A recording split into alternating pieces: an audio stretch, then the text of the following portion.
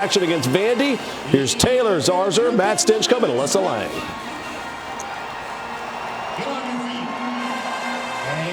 Welcome to the 100th homecoming game in Athens. We appreciate you, PB. This is Sanford Stadium on a beautiful sun-drenched Saturday afternoon. It's number 1 Georgia against Vanderbilt. It's SEC Network football presented by Allstate.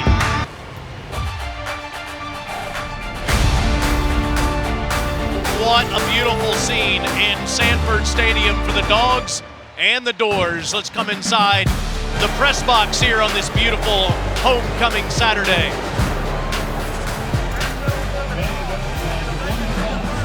With the unofficial homecoming king, Matt Stinchcomb, I'm Taylor Zarzour. You'll see Alyssa Lang in just a moment. In fact, actually, let's go right now to Alyssa with Kirby Smart. Coach. All right, Coach, you talked about how intense practice was this week. What have you challenged your guys to accomplish today? Well, we want to start fast. We want to be explosive. We want to create turnovers. Those are all things we're going to try to do every game, but especially today. Your defense has a ton of respect for Vandy quarterback A.J. Swan. How do you limit his production? Well, he's a good RPO thrower, so it's hard. You got to stop the run game, force him to do that. Got to make some plays out on the perimeter. Thanks, Coach. Good luck. Thank you. He wants to always play to his standard, Stinch, and it's interesting. They're the defending national champions. They put up prolific numbers offensively, yet some dog people think maybe there's another gear for this team. Well, and they've seen it. It's kind of a victim of their own success, especially offensively. When you open the season, 130 points to 10 allowed. That's dominance early in the year. They've kind of scuffled their way through the past couple of games, and then they've refound their footing versus Auburn. Be interesting to see, can they start fast here this afternoon, as Kirby Smart wishes. Against a Vanderbilt team, they blew out 62-0 last year. This is not the same Vanderbilt team, significantly improved. No question, and it really pivots on the quarterback position and the decision that Vanderbilt made to make this change to A.J. Swan, open up the passing game a little bit more. Too much boom or bust offensively. They wanted to extend drives, and A.J. Swan has been able to do that. So he's kind of weaponized the passing element of this offense, changes the complexion of what the Commodores do on that side of the ball. How in the world does anybody stop this guy? One of the best players in all of college football is a sophomore tight end for the Dogs, Brock Bowers. If Vanderbilt figures it out, they will be the first defense to do so, because this guy does it all, and quite literally so. The only thing he doesn't do is throw it to himself. He can tap passes, catches it in the slot. He's an excellent tight end and blocker. Can do a little bit of everything offensively for the Dogs and Brock Bowers. What a start to his sophomore season. Look at this beautiful backdrop. It is 81 degrees. There is not a cloud in the sky. It's the 82nd meeting between Vandy and Georgia. Vandy owned this series in the early going. In fact, you see the first 10 meetings, they won 14 of the first 24. They've won 6 of the last 57. Their last win was here, Stinch called it, 2016. It's the first meeting in Athens in 4 years. Had that COVID cancellation 2 years ago. Vandy did win the toss, but deferred. Georgia is set to receive. Kearis Jackson watches it run past him. And Stetson Bennett and the Dog offense comes out to the field, Stinch, where they have struggled in the first quarter the last 3 weeks. And the plays have been there. You go back and watch the tape versus Auburn, and it's inches. It's a decision to cut a football back into unblocked defenders if you press the hole. It's a bad ball out to the edge. Stetson Bennett talked about it. They're still completing almost 70% of his passes, but it's been a combination of drops and comfort with the wide receiving core. Our guy Darian Oka's back in the studio. Don't you worry. He'll keep you posted on the Braves and Phillies. Braves are down 4-2 right now. And the Tide and the Vols getting underway too. He'll jump in and tell you what's happening there. Here, immediately it's Kenny McIntosh running hard for 8. It'll be second and short. We have seen McIntosh, Ranson Robinson emerge last week. Dejon Edwards has been terrific. Kendall Milton's been a big part of the offense too, Stinch. He's banged up this week. But it's kind of whoever has the hot hand in the backfield. Yeah, and Kenny McIntosh was a guy that Stetson Bennett actually mentioned in our meetings yesterday. Got to get him going in the ground game, build his confidence as a runner. Was a top receiver in the opening games for Georgia out of the backfield, but a guy that needs to take handoffs and get downhill. No Milton, as we just said. A.D. Mitchell is still out at wide receiver. He's not playing today. Here's that toss ahead to Bowers. He's been so good with this play the last couple of years. Scored a touchdown against Vandy on it last year. he gives the Dogs a fresh set of downs. You know, it's not often that defenses talk about we got to have a locator on number 19 at all times because he can get the ball so many different ways. Bennett across the middle. It's too strong for Big O Darnell Washington. It'll be 2nd down and 10. You know, Stinch, back to Bowers for just a second. This guy is so incredibly shy. He has no interest in any of the spotlight that's been brought on him the last couple of years by his incredible play. Todd Monken yesterday told us, the offensive coordinator, you don't need to coach him. He's already doing everything right. Well, they talked about, Christopher Smith a couple of weeks ago. He's full speed all the time in practice. The level of effort is outstanding in preparation. 2nd and 10. There's Bowers coming closer to the line, blocking in front. And McIntosh doesn't get much. CJ Taylor steps in for Vandy. It'll be 3rd and long for Georgia. Vanderbilt did a great job of bottling up the run game for Ole Miss last week. You see McIntosh a little hesitant there as he approached the line of scrimmage. Great job triggering right there by CJ Taylor, forcing a 3rd and long. That's what we were talking about with the slow starts. Just 3 points in the last 3 games in the first quarter with 5 punts and a missed field goal. Here's 3rd and 8. Where does Stetson look to move the chains? Surveys the field's got time, and he's got wide open Rosemy Jack Saint, who's down near the 30-yard line. 1st down, Georgia. Plenty of time in the pocket that time. Vanderbilt bluffed as if they were going to pressure and then bailed. Rosemy Jack Saint got just behind linebacker level watch. So you see both inside linebackers, and they end up baiting up Anthony Orji, biting on the underneath route for Brock Bowers. Opened up a window for Marcus Rosemy Jack Saint behind.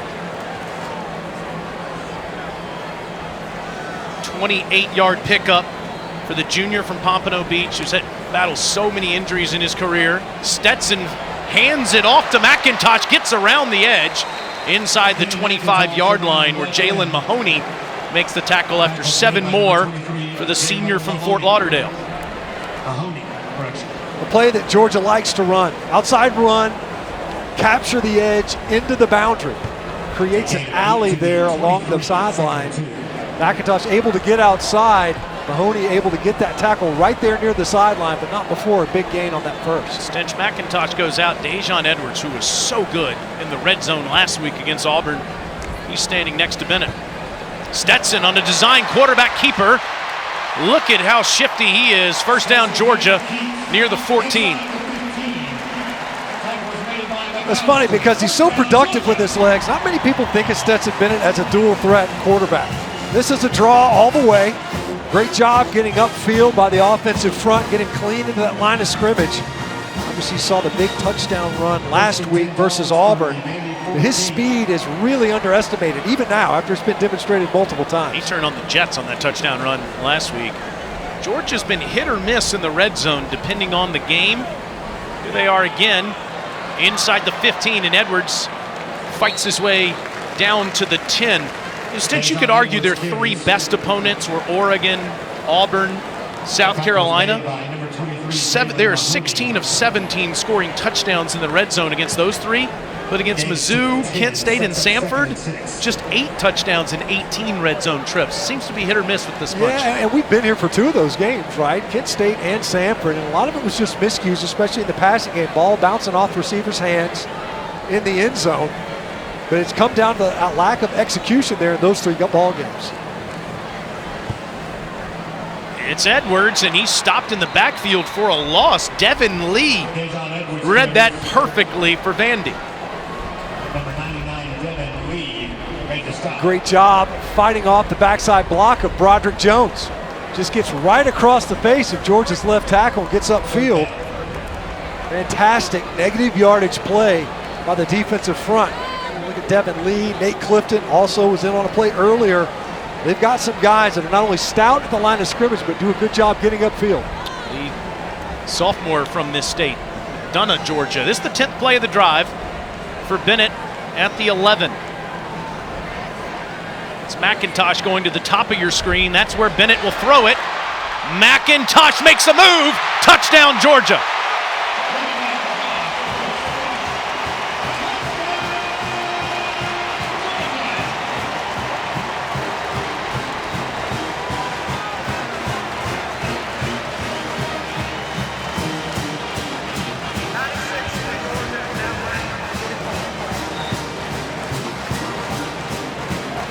McIntosh, the leading receiver for Georgia this season, out of the backfield, catches his 27th pass of the season, made Orji miss, and Georgia strikes first.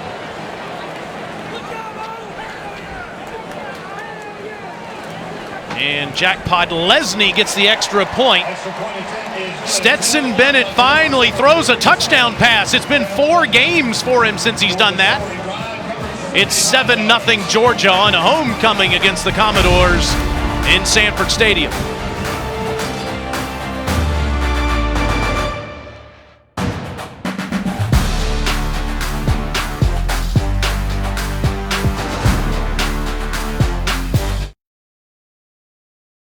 Georgia start faster, check.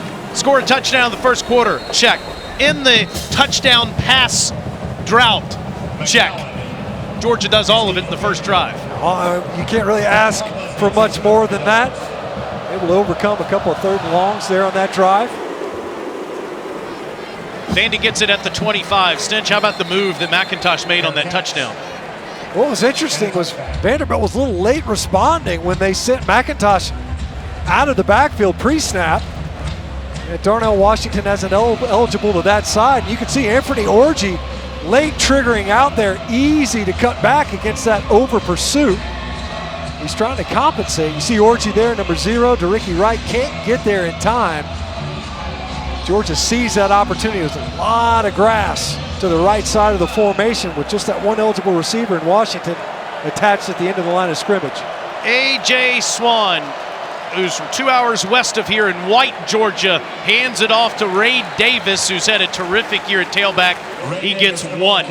Nazir Stackhouse on the tackle. Swan, 4th straight start, Stinch, terrific arm and even better attitude. It's a guy that they've really rallied around. He's a true freshman. They're trying to make things easy for him early on, but he has definitely been under duress and has responded well. His poise has been outstanding. Made his first road start versus Alabama. Fakes to Davis across the middle. He throws a dart for a first down to Bresnahan, the senior from Cumming, Georgia, for 12. First down, Vanderbilt. There's the RPO game that Coach Smart talked about in the pregame. They want to get the run game going. Well, they stuffed the first down run. They come right back, stab a slant in there to Bresnahan off the RPO. Kirby Smart talked about how adept A.J. Swan is in that element of their offense. Vandy's got 3 receivers to the top, but instead Swan goes to the bottom and Shepard gets drilled at the 41-yard line after a pickup of 3. There's Clark Lee. They're going to call that incomplete, by the way. Lee is one of 12 head coaches that is coaching his alma mater, just like Kirby Smart. 5-13 in a season and a half, but 3-3 this year has already surpassed how many wins they had last year. It is a full rebuild in Nashville. No question. And we talk about this is the 3rd straight top 10 team that they will have faced, and also a top 25 in Wake Forest. Swan looks around and he finds an open receiver with a flag coming in late up at the 46-yard line. McGowan made the catch. To number 16, Jaden McGowan. Keely Ringo with the stop. Today's referee is Steve Marlowe. Pass interference. Offense number 10. 15-yard penalty. Replay second down. Gavin Schoenwald, the tight end, Stinch, negates that catch. It goes without saying. You're talking about an offense wants to stay ahead in the down and distance. Definitely wasn't Schoenwald. I think they just got the numbers confused that time. McGowan working back to the football. That's what created the separation. Line of scrimmage is the Vanderbilt 23. See the significant improvement Vandy has made, scoring 20 more points per game. Better record, certainly more competitive play so far this season, especially since Swan has taken over at quarterback. He hands to Davis, and Davis gets up to the 27 where Zion Logue makes the tackle. Georgia again is playing without Jalen Carter, Stinch, and Smile Munden is also out again this week. They played well defensively last week. You see Tramel Walthour, Nolan Smith rotating out. They're deep along the defensive front. Georgia's able to put a lot of bodies in there. A flag popped out late on that play. Offense number 50. Penalties half the distance to the goal. Down will count. It'll be third down. Bradley Ashmore, the right guard, called for that unsportsmanlike conduct penalty.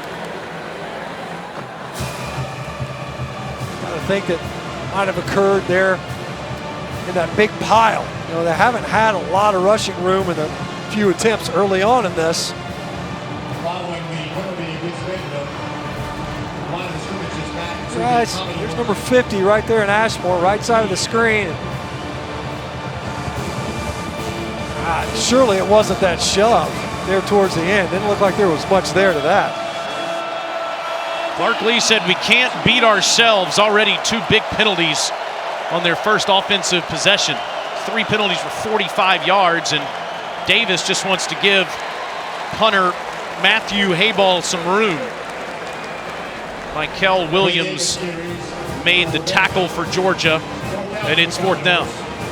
Michael Williams, a guy that they are incredibly high on. Was productive in the season opener versus Oregon, but a guy that has to work on his rundown defense. Otherwise, he's been largely situational. Obvious passing downs is when he's been out there most. Hayball's been one of the best punters in the country, 5th best average at 45, almost 46 yards per punt, standing on his own goal line. Ladd McConkey waits for Georgia deep. Another terrific punt by Hayball, and McConkey calls for the fair catch inside the 35-yard line. It's a 51-yard punt. Georgia gets it back, up 7-0 on homecoming.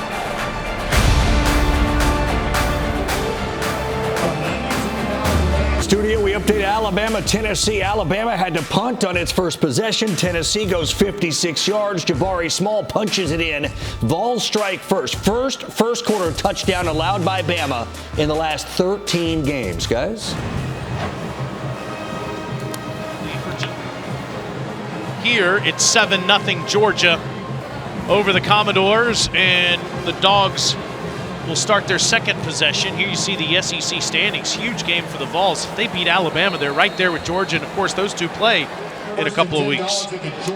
Tennessee coming into the season, you're sitting there going, I don't know, maybe these guys are, maybe they're the 3rd best team in the conference. You can make a case Mississippi State or Ole Miss as well. Ole Miss and Mississippi State play Alabama coming up. So all this is about to get decided on who will get back to Atlanta.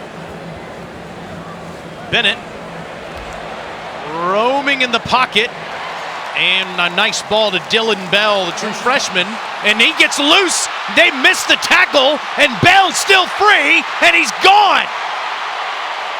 66 yards.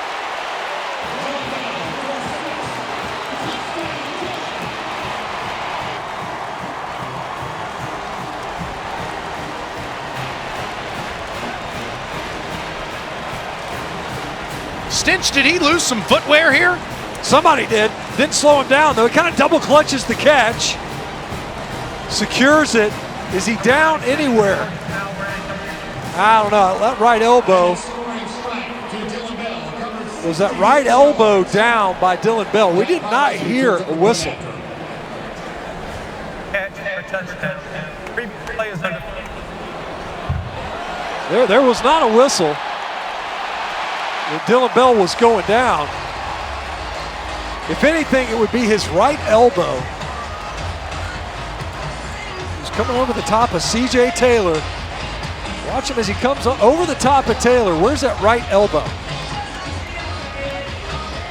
He is clearly on top of Taylor there. Can't see the right one. The left one's fine. It's going to be tough to tell.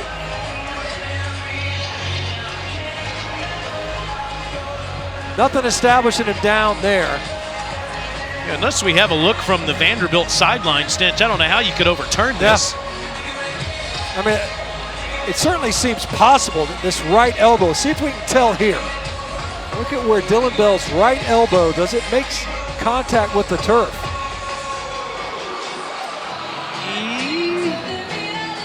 I mean, the shadow makes it incredibly difficult to tell. That along with Kane Patterson kind of coming into your frame.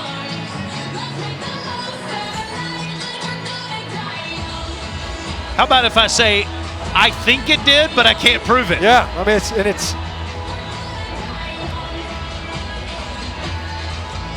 the threshold is indisputable video evidence.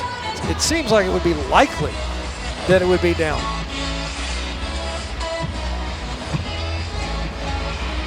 Let's see what they say here with Jordan Craddock, today's replay official. After further review, the ball carrier's right elbow was down. Therefore, it'll be Georgia's ball, 1st and 10, just beyond the 45-yard line.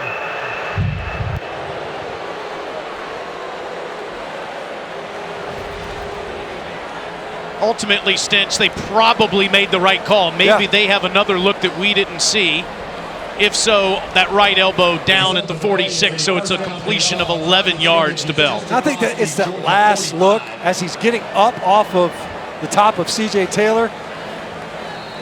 He had to have been pushing off with something. It's not his forearm there. Regardless, a first down near midfield for the Georgia offense. 4 completions to 4 different receivers for Bennett so far.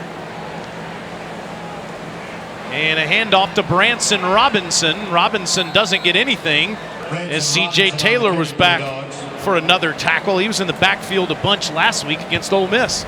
C.J. Taylor having a heck of a game early on. So you see the 2 pullers. Branson a little bit indecisive there. Hit it up in there and follow your pulling right tackle, Warren McClendon. 2nd and 9. Already the 4th tackle for C.J. Taylor in this game. A hush has fallen over Athens suddenly on the 2nd and 9. And there's Brock Bowers, who makes a catch for a couple as Kane Patterson makes the tackle. Todd Monken, the offense coordinator, Stinch, was saying yesterday, if possible, Brock Bowers is not getting the football enough. Which you think about so many different playmakers to try to spread the ball around. He's even said, Brock Bowers, you line him at the tailback. Guy played tailback in high school. He'd be a really good tailback, maybe one of our best tailbacks. 3rd and 8 for Bennett. They're already 2 of 2 on this down.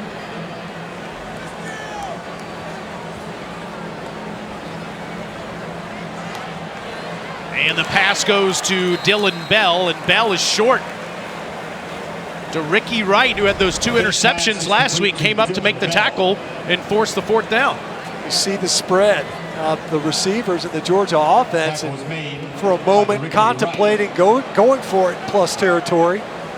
There's really only one true receiver on that list. It's Ladd McConkey. You've got 2 tight ends and a running back in Kenny McIntosh. It speaks to the absence of A.D. Mitchell, who's not been playing. Came back, got some snaps last week versus Auburn. Brett Thorson punting for the 15th time this season, the freshman from Australia, with Will Shepherd standing deep. Thorson, a perfect punt that is caught at the 12-yard line. First and 10 for the Commodores following the TV timeout. Back in just a moment in Athens. SEC Network Football is presented by Allstate, reminding you that football season is mayhem.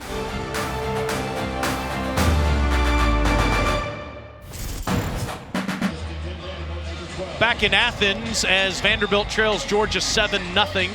Here with 4:46 to go in the first quarter. A.J. Swan, 4th straight start for Vanderbilt after Mike Wright started the first few games. Hasn't turned the ball over yet as the starting quarterback, and hands to Ray Davis after Jamon Dumas Johnson greeted him. 2-yard pickup. Now Wright started the first couple of games, and he had 6 touchdown passes, 4 touchdown runs, but was not accurate enough with the football, Stinch. But they have found a new role for him in the red zone. This guy comes in, uses his legs.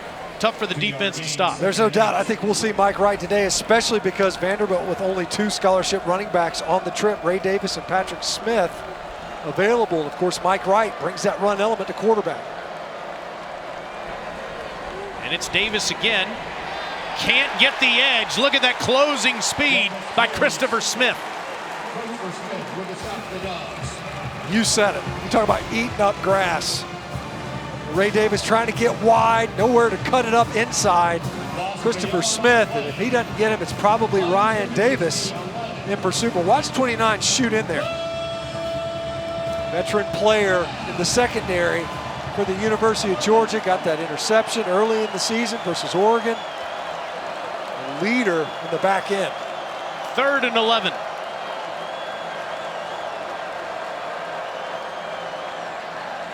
Swan, one-on-one ball, and it's Shepard dropped it. He had it. He had beaten Kelee Ringo, but couldn't bring it to his body. An uncharacteristic mistake by Shepard, 4th down. And Kelee Ringo mistimes his jump. It's kind of reminiscent of what you saw in the title game last year. He jumped too early, stopped running. And Will Shepard drops what would surely have been not only explosive play, but a chance to keep running. He bounces his head off the goalpost. He comes up with that catch. He's one of the better pass catchers in the SEC. Leads Surprising. the conference in touchdowns. So good with the 50-50 balls. A-Ball had a 51-yard punt from his own end zone the first time. And facing pressure, he hits a line drive that McConkey will field at his own 38. And Ladd somehow squeezes through the middle down to the 42-yard line. Let's get another studio update from Dari Unoka. Yeah, TZ, after Bama gave up a first quarter touchdown for the first time this season, well, they got the football back, 2nd and 19. You wonder how's Bryce Young's right shoulder. Looks pretty darn good there. What a strike to Isaiah Bond. 2 plays later, Jahmyr Gibbs going to put on a little stutter step, bounce out to the left, and score from 8 yards. It's 7-7, but Tennessee has just scored, so it's 13-7 Vols, guys. Don't blink, huh? Wow. Wow. Thank you. The deep ball from Hendon Hooker for a touchdown to get Tennessee back on top. Keeping our eye on that one and what's happening with the Braves and Phillies. Braves need some runs right now. Stetson Bennett wants another touchdown right now. Looks down the field, throws a bullet to Rosemy-Jacksaint in traffic for a first down to the 23. Looked like he wanted Ladd McConkey, but they had Jalen Mahoney over top. A good job of finding an option over the middle. 22-yard pickup as Georgia goes quick. Now it's McConkey. And Ladd gets down to the 19-yard line where Orji makes the tackle. The deep ball for Stetson Bennett has been one thing that has been missing from this offense since that A.D. Mitchell injury stench. And Stetson talked to us yesterday about that, trying to find that timing with another receiver that he already has with Mitchell.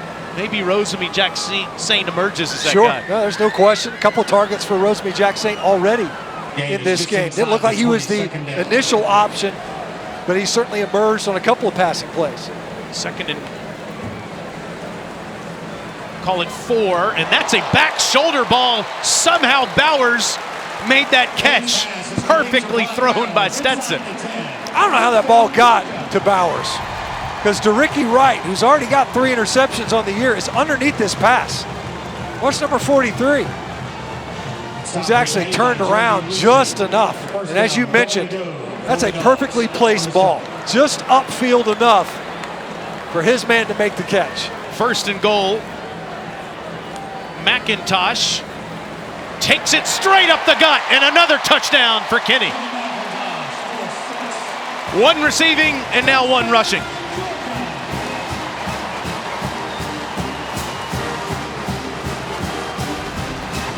Pull the backside guard and tackle. Georgia is now wearing number 44.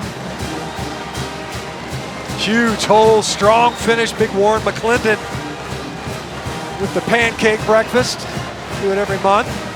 These guys are big and physical. They've been playing with more of an edge of late.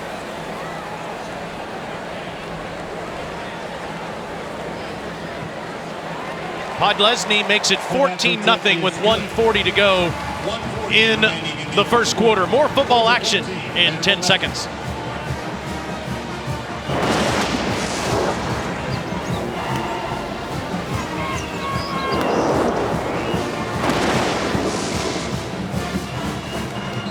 Stetson Bennett off to a hot start today, 9 of 10 passing and a touchdown.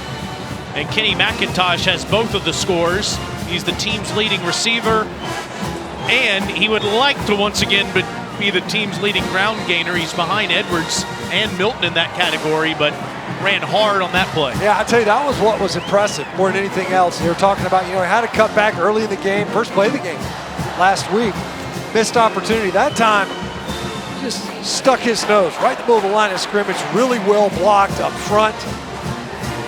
Can't help but emphasize it. This is a Vanderbilt defense that bottled up Ole Miss's rushing attack, and a prolific one at that just a week ago. So far, it's been well blocked on the ground. Clark Lee said we're going to take it at the 25 all day, and McGowan calls for another fair catch. Let's go down to the field and Alyssa. You guys heard Kirby Smart at the beginning of this game talk about wanting to see his team come out with intensity. Well, when it comes to this dog defense, there was a large emphasis this week on creating turnovers. Now, they obviously emphasize that every week, but linebacker Nolan Smith told me they did a turnover circuit this week. Spent a little bit of extra time trying to take advantage of what they call habitual violators, guys who often have the ball, maybe don't have great ball control or ball security, getting those punch outs, those pulls. They said that makes this Georgia defense tick. They haven't gotten enough in the last 2 to 3 weeks, so this Georgia defense, guys, pretty hungry to force the ball out today. They've been great so far getting off of the field. There's a ball forced to Shepard, but a flag comes in. Penalty flag is thrown. The pass is incomplete. It was Keely Ringo on Shepard. Ringo with the coverage at the flag. It's Ringo that was in the coverage when Shepard had the drop. Pass interference. Defense number 5. Ball's at the spot of the foul. Automatic first down. Let's go back to the studio. Dari Noka, how's the weather in Oxford, Mississippi? TZ, it is cleared up a little bit. Teams are on the field, about to resume. Just over 6 minutes to go. Ole Miss up 2 scores on Auburn. It's over on ESPN News. Guys? All right, thank you for that, my friend. He'll keep us updated on Tennessee, Alabama, Phillies and Braves, and everything else that's going on. I believe we have a timeout here that's been called by Vanderbilt with 1:36 to go in the first quarter. It feels like the biggest Saturday yet, Stitch, with all these college football games with top 25 teams playing each other, and it won't end now. In fact, it keeps going after we're done.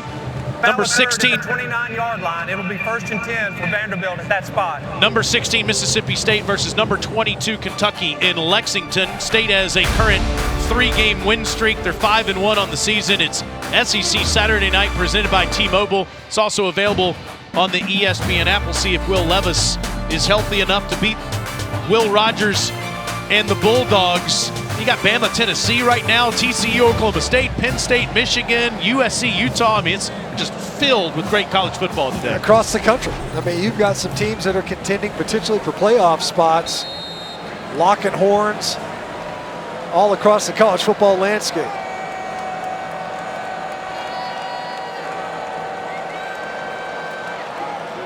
Swan on 1st and 10 turns and hands to Patrick Smith.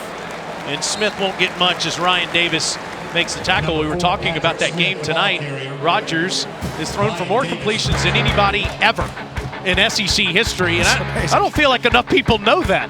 Well, and he's done it in short order. And in fact, it was Aaron Burry, the former quarterback here at Georgia's record, who he eclipsed in this past ball game.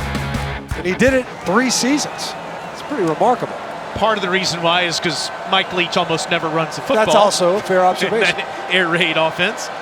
Ray Davis comes back in on 2nd and 10. Davis pitches it back. And it is McGowan that gets past the 35-yard line, and they make it the 34-yard line, and they make something out of nothing on that play. McGowan can run it, not only catch it. I mean, they're really lucky that Warren Brinson didn't take this handoff.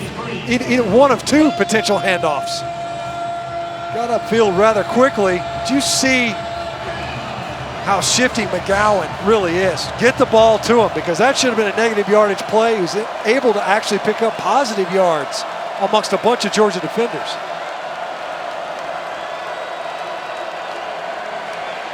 Swan off his back foot, and he's lucky that didn't get picked by Ringo. It's 4th down, Alyssa. You guys were talking about Vandy wide receiver Jaden McGowan, one of those freshmen that they're really excited to see contribute over the next couple of seasons. Will Shepard said it was so impressive to see the way he's quickly adjusted to college football, especially in the SEC. Guys, he was a 2-sport athlete in high school. He lettered in track and field and was the fastest athlete in South Carolina. Casual. He has emerged as one of the best players for Vanderbilt on their offense, but so far 3 drives resulting in 3 punts here in the first quarter. Here's Hayball to punt it again to McConkey. It's another absolute cannon.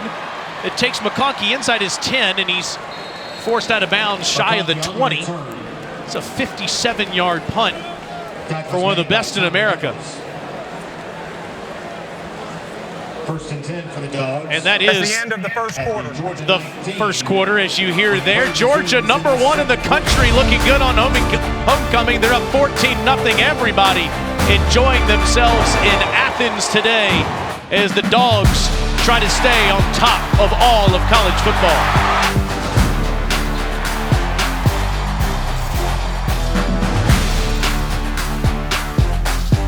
Up 14-0 after the end of the first quarter.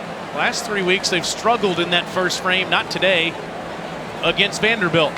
Here they have the football first to start the second, and Dejon Edwards gets free for a 1st down run.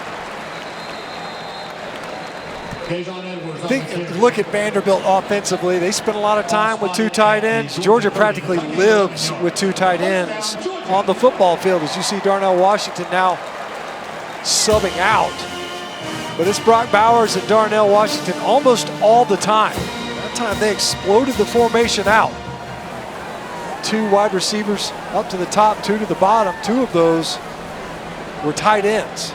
Lightens up the box, evens up the numbers for run blocking.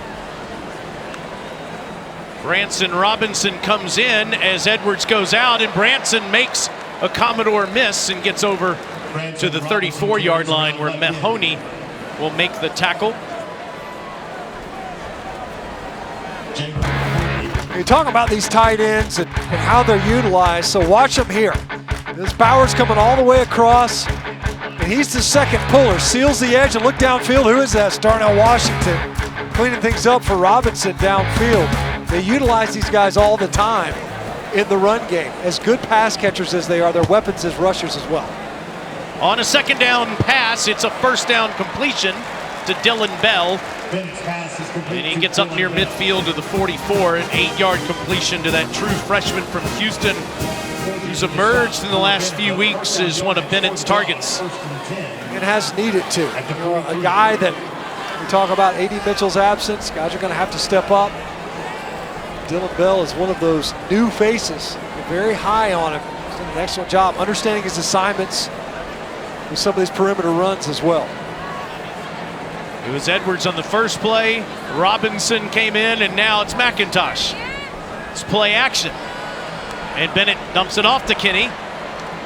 Staying on his feet past midfield. And he gets about 8 more where Orji makes the tackle. Bennett's pass is complete to Kenny McIntosh, just such an excellent receiver. You see that, as you mentioned, to check it down, get it to him in space, make some guys miss. Great job of making that first would-be tackler miss, picking up positive yards. Another 3 or 4 yards after Maxwell Worship came up. It's 10 straight completions for Stetson Bennett now. He is feeling it. 11 in a row as McConkey makes the grab. Another 1st down. Pass is complete to McConkey. As they work their way into Vanderbilt territory, and your old friend Mike Bobo's about to be passed in a few minutes on that all-time completion mark in Georgia football history. See Bennett working on this fake there initially, and gets it out to one of his favorite targets, and Ladd McConkey. Mentioned that record to Bobo in pregame. He didn't seem too upset that it might get eclipsed. He just immediately started ripping you, of course. Yeah, didn't have enough protection. He would have had more completions or something. Your old buddy. Dejon Edwards comes in. Bennett fakes it to him, throws off the back foot. He's got a wide open receiver, and it's caught inside the 20 by Dominic Blaylock. Fielded that like a punt. The ball kind of hung up, and it had to. Stetson Bennett had to adjust. Tate Ratledge comes over. They run heavy play action, and Georgia lucky they don't get a holding call. Looked like he tugged Elijah McAllister pretty obviously.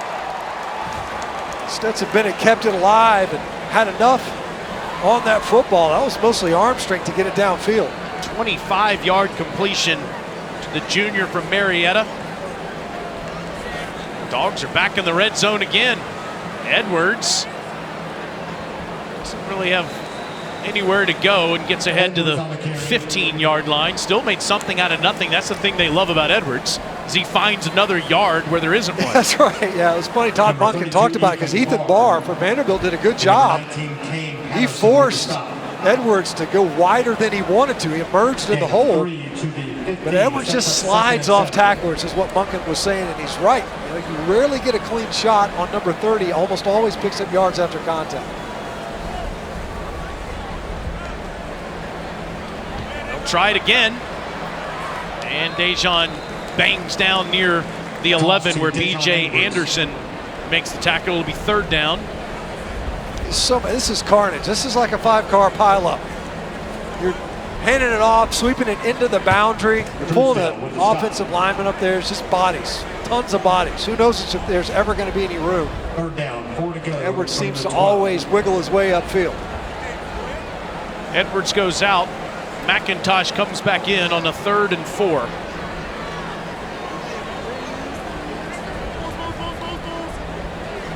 Kenny has no place to go.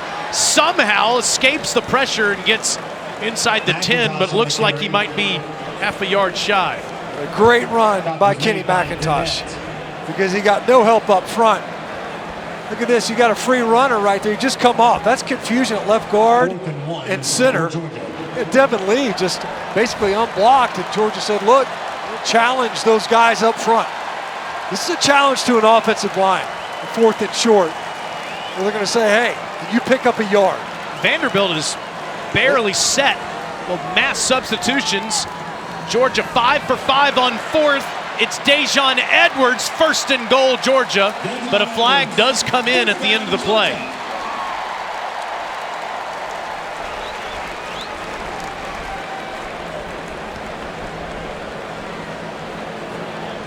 There's a flag on the play. Illegal substitution defense. More than 11 players on the field. Penalties half the distance to the goal. Results in a first down. Well, you mentioned it, Taylor. A little bit of confusion there. The mass substitution, trying to get the big bodies in there. Georgia going for it on 4th down. And seemingly caught Vanderbilt a little bit on their heels from a personnel standpoint. Cost them the penalty there, giving Georgia a 1st and goal. Georgia offensive coordinator Todd Monken told us yesterday that he wanted his offense's identity to be one of toughness. We have seen that on display so far today. I think that's what he's doing. You know, a lot of it's been, he ended up on that previous snap, just looking at it again, looked like Vanderbilt had 13 on the field. Georgia still able to convert. It's kind of impressive for all the wrong reasons. Edwards stays upright until he gets to the 1. Edwards carries. Malik Langham kept him out of the end zone. Again, Edwards having to throw moves right as he approaches the line of scrimmage. Is Georgia quick over the ball? See if they try it again. They do. And it's a touchdown. Dejon Edwards, 4-6. Touchdown, Georgia.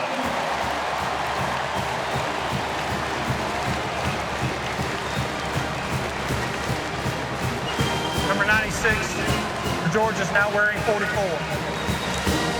See Edwards, nice patience. We didn't get over that goal line by much, it didn't look like in that second look. Regardless, just enough to get upfield. And Georgia finding the end zone now for the 3rd time here in the first half. 11-play, 81-yard drive.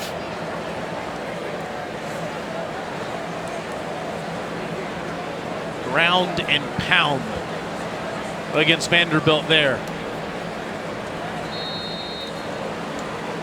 And already up 20-0 as Podlesny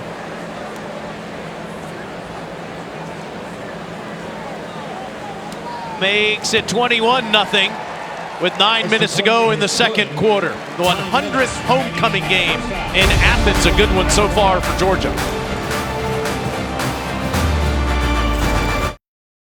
For Matt Stinchcomb, I'm Taylor Zarzour. I went to 5 and 10. What a great restaurant last night. Over 100 years that house has been there. They just turned it into a restaurant a few years ago. We had some incredible oysters, pasta bolognese, smoked duck breast, cornmeal fried catfish, collard greens, cast iron cornbread. Look at these desserts, lemon cheesecake and semifreddo. Man, General Manager Hank, server Wyatt, they took care of us last night at 5 and 10. I cannot recommend that place enough. Matt had to get ready for Janie Stinchcomb to win some more volleyball games, so we gladly took over last night at 5 and 10. That kick goes out of bounds, and Vanderbilt will get good field position. Let's go to Dari Noka in the studio. Yeah, feel terrible for you, Taylor, having to fill in for Stinch on that rough assignment. All right, let's update a couple of games. Rocket Sanders into the end zone, matching BYU 7-7, but the Cougars have since scored again, and actually, Arkansas just took a 1-point lead. Tennessee is the first team in a decade to score a touchdown on their first 3 possessions against Alabama. 21-7 balls. We're not out of the first, guys. You know, Stinch, I think just about everybody thought that this would be Alabama's toughest test, and Tennessee up 2 touchdowns, not even at the end of the first quarter. How about Hendon Hooker off to a scorching start. 6 of 7, 97 yards already. That guy is unconscious so far this season. See if Vanderbilt can get going on offense. A.J. Swann dumps it off to Davis, and he gets free into Georgia territory. It's an underappreciated element of Ray Davis's game, probably by most fans, certainly not by the coaching staff at Vanderbilt. Really good receiver. Fake it downhill to Patrick Smith and just dump it out to Ray Davis. Let him do the rest. Pick up a block out there on the edge, get downfield quickly. It's a good way to get a ball to a playmaker in space. 18th catch of the year, and it goes for 18 yards. Just a reminder, Vanderbilt only has 2 running backs here in Athens. Patrick Smith has come in to spell Davis, and that's it. Swann, deep ball, and he misses a wide open Jaden McGowan. Pass is incomplete. That's 2 shots that Vanderbilt has missed on downfield, and both receivers were open. So you got McGowan, and it's really Beal that's in coverage right there. Certainly not an ideal matchup for Vanderbilt. It's the perfect matchup, and Swann just overshoots his target. Will Shepard with the drop, and now McGowan just 2 steps shy of an A.J. Swann downfield pass. 2nd and 10, it's Davis, and he plows Ed to the 45. Stinch, Rocco Griffin left the team. Stopped playing for Vanderbilt, goes into the transfer portal this week, so it's just Davis and Smith that are here available in Vanderbilt's backfield. Yeah, and there really hasn't been an opportunity for Mike Wright to get in there. As you mentioned last week, a short yard scenario, red zone possession. Vanderbilt just trying to get something working. That pass to Ray Davis, kind of sparking this possession. Huge misfire and an opportunity here to try to get their first 3rd down. And both of them are on the field on this play on 3rd and 8, Davis and Smith. Swann has time, loads up, and it's caught by Will Shepard inside the 25-yard line. He is so good when he goes up for the football. Patrick Smith in there, great in protection, was key to that downfield throw, and we talked about Shepard. The guy is so dangerous. Great pickup on Ryan Davis. That's textbook. Great job. Gives him just enough time, and Will Shepard, that ball was placed right where it needs to be. 50-50 ball, hard to contest. Kirby Smart said he's as good as it gets on those. Christopher Smith was all over him. Just a great catch for 22 yards. And here is Mike Wright into the game. And Wright doesn't get much as Swann goes off the field and Wright comes in. We talked about the situational opportunity. So Vanderbilt gets that big conversion on 3rd down, and Mike Wright comes in. danger that he brings. Always can take off, hand it off, right back off the field, but it's a changeup, something that the defense has to be aware of.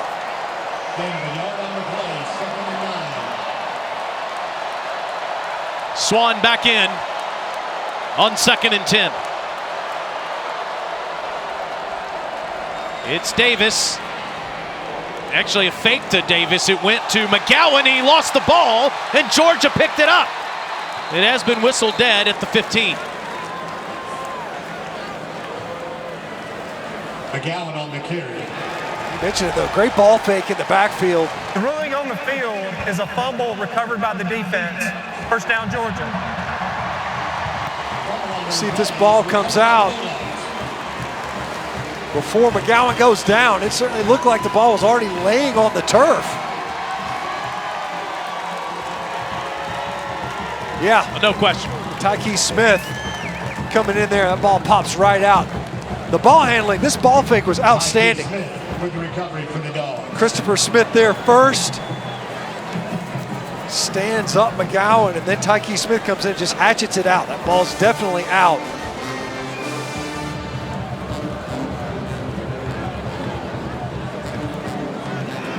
Vanderbilt's been very good at managing turnovers, not getting in their own way, but they commit one there. And 3 big penalties early in the game, and Georgia's offense is humming.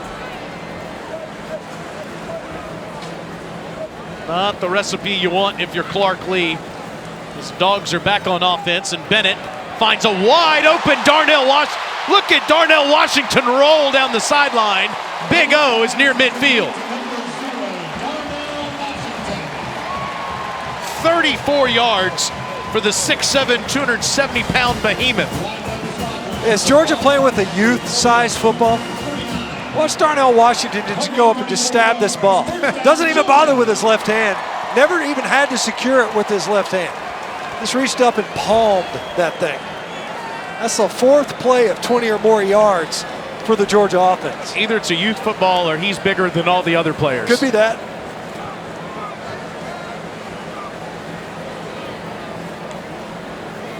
Bennett has a menu of options with plenty of time. He'll be flushed out, keep it himself, and run into Vanderbilt territory down near the 45-yard line. His legs are underrated. You mentioned last week he turned on the Jets against Auburn.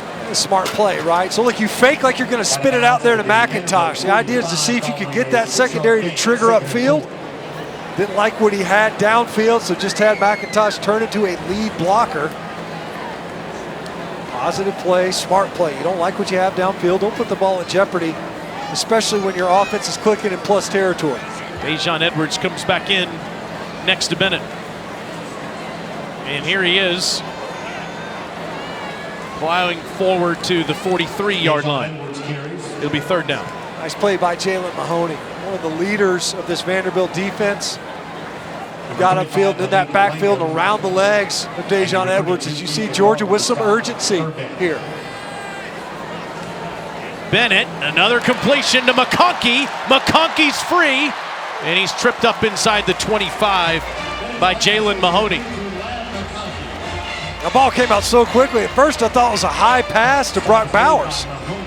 It's right on the money to Ladd McConkey. Quick play fake. Not even sure that Stetson Bennett has time to get the laces on these throws.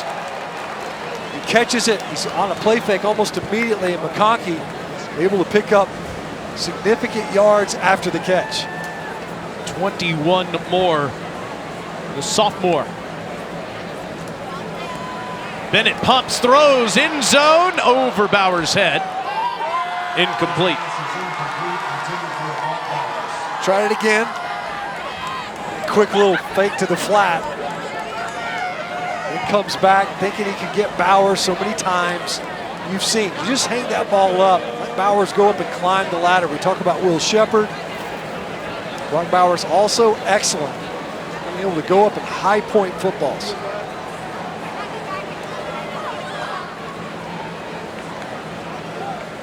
He had completed 14 in a row before that last play. Now he takes off again. And he's down to the 16. Around left end. Almost bounced off of Uga's doghouse down there. Out of bounds. One of the most just palatial inside the places you can 16. find here in the stadium. Third down for the Dogs. There it is. See Charles Seiler down there, takes care of Uga, making sure that he was ready to stiff arm Stetson Bennett. It looked like if he had to. Uga didn't even wake up. Well, you know, if you picked up a touchdown, maybe I'll open my eyeballs, but that was just a second down run. It was 45 degrees. It was cold this morning. Now it's 82. Warmed up in a hurry for him and everybody else. Probably had to turn on the air conditioning they got in that thing. You sound jealous. McIntosh stands next to Bennett. Stetson plenty of time. And another catch made by Bell. Down to the 10. To Dylan Bell. Tackles made Able to kind of fight his way through traffic. See Bennett throwing his hands up a little bit, maybe a little bit frustrated with the red zone opportunities. You see Harry's over there messing with the real version of himself. Doghouse in the background. Big Darnell Washington at the top of your screen, attached to the left side of the offensive line. They'll run it. And it's Robinson down to the 6. Dejon Edwards. Kirby Smart, wide receiver coach Brian McClendon. On the carry. You mentioned it earlier, it's the red zone efficiency, where that's been some areas of difficulty, especially here at home for Georgia. Second down. They be more efficient on a short field. Perfect 3 of 3 so far today, trying to make it 4 of 4. And it is going to be a loss of 3 as Bowers was sniffed out by Elijah McAllister. We believe that's a pass, though. It threw it forward, right? Like he did look like he tapped it. Yeah. That means he's past Mike Bobo, Stinch's old quarterback, for 7th all-time in career completions. And Mike said, I'm good with that. I'm good because I would have had more if I had protection up front from Stinchcomb Brothers. Of course, he had any opportunity to knock you guys, he'll do it. Notice he waited till Jonas Jennings walked off before he said that. He also was on that offensive front. He sure did. 3rd and goal. Somewhere John Stinchcomb is sending a text to Bobo as we speak. Bennett, good ball, and it's another touchdown pass, this time to Dominic Blaylock.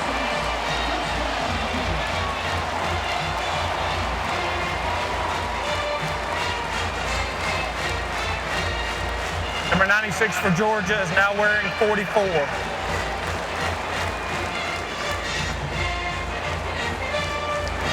Don Blaylock fighting his way back from injury. Some targets last week. Great shot from the pylon cam. That ball placement. Nice concentration by Blaylock. Georgia finds themselves in the end zone for the 4th time today. And red zone efficiency spiking this afternoon. You mentioned it. A few years ago, he had 5 touchdown catches in 2019. It's the first one for him in 3 years. 28-0 Dogs.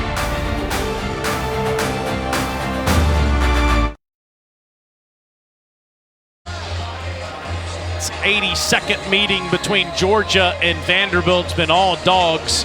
So far, 28-0. Look at what they've done in the first half to their opponents all season. Kirby Smart knows the schedule's about to get a lot tougher, Stench, which is why he has been pleading with his team to play to its own standard.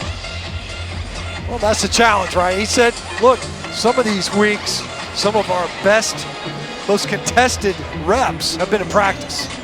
You know, knowing what they're going to face on Saturdays, you have to wonder sometimes, are they peaking during the week with some of their preparation and intensity?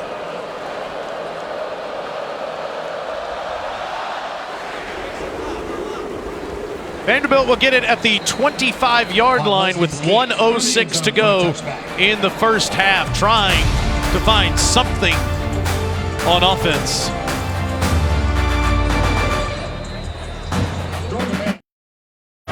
Welcome in. Auto Owners Insurance halftime report coming right up. I've got the guys with me here. We're going to show you Alabama, Tennessee. It's 28-10 Volunteers right now. They just scored again. What do you think here from Georgia? I think Stetson heard all the criticism about not throwing touchdowns the last 3 games. Defense pitching a shutout. What else do you want? Yeah. It doesn't matter as long as he's productive. Bad news, Georgia fans, Braves down 7-3. Tell you what, folks, we got a couple of the best teams in the country that both have 28 points at home. Georgia here, Tennessee and Knoxville, both with big leads on longtime rivals. This one swung out to Patrick Smith, and Smith will lose yardage on the play as Keely Ringo is in the backfield. Coming up at halftime, you can watch the Georgia Redcoat Marching Band streaming live on ESPN Plus, also on the SEC Plus app. Beautiful day to watch them play at homecoming. Stitch, I think people aren't shocked to see this score that we're watching here, but Bama down 28-10 to Tennessee currently. Special teams gaffes versus an offense that is explosive as Tennessee is, and continues to be. Warren Brinson, the junior from Savannah, in the backfield. He's been in the backfield quite a bit today. Timeout, Georgia, the first of the half. Timeout, Georgia. Georgia trying to hang on to some clock before we get to half. We'll take a timeout with them. 55 seconds left in the second quarter. All dogs so far. Been a clinic so far for the #1 team in college football. Some may say, well, come on, we saw this score materialize last year. Vanderbilt has been significantly more competitive throughout the majority of their games, already won more games than they won last year. The Dogs are firing on all cylinders. 3rd and 12 for Vanderbilt. And it's an underneath pass that's caught by Shepard, breaks tackles, and gets the first down. 20-yard pickup. Pass is complete to number 14, Will Shepard. We talked about Shepard with the drop earlier this half. Big completion there. Georgia took the timeout expecting to get the ball back.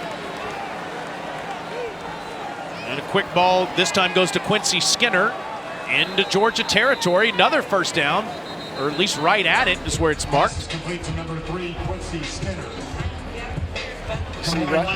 Timeout, Vanderbilt, the first of the half. This will be a 30-second timeout. Please reset the game clock to 32 seconds. 3-2. Now, of course, the clock emphasis flips, right? So you get that conversion, you're at midfield. Georgia calling timeouts on the 3rd down, trying to preserve clock, get the ball back. Instead, Vanderbilt gets the explosive. Now they've got an opportunity, scoring opportunity right before half. And you think about last week, the way Vanderbilt played for the first 2 quarters versus Ole Miss, leading the Rebels, top 10 team. Team that picked up another victory, will today, over Auburn. Well, that one was an up and down game. And Vandy did not finish the half well. Gave up a score right before halftime. And Clark Lee, you know, he's standing over there at the sideline. He's wanting to get a positive possession in. 32 seconds to play with 2 timeouts. And they get the ball first in the second half. He's got an opportunity to flip it. Last week didn't finish the second, didn't start the third well. Opportunity to do so here. The referee we're not going to be playing. Is over Steve Marlowe talking to Clark Lee, so we got a moment here. I think he wanted more time on the clock.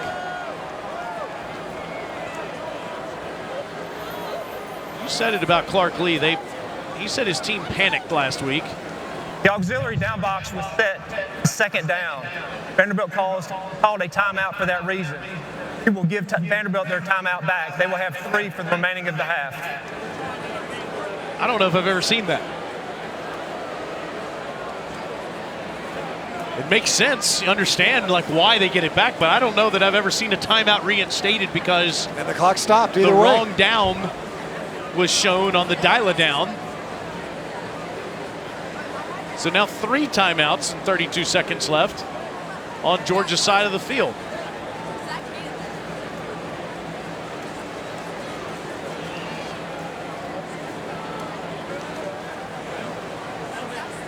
Back to what you were saying earlier, Stinch.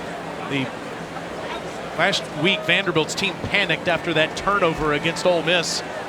They gave up 28 consecutive points after leading the game 20-17. Again, it's Shepard. Gets down to the 43-yard line, and where Everett makes the tackle, and now Vanderbilt will use their first timeout. That's what you were talking about last week, Stinch. Vanderbilt. This will be their first of the half, 30-second timeout.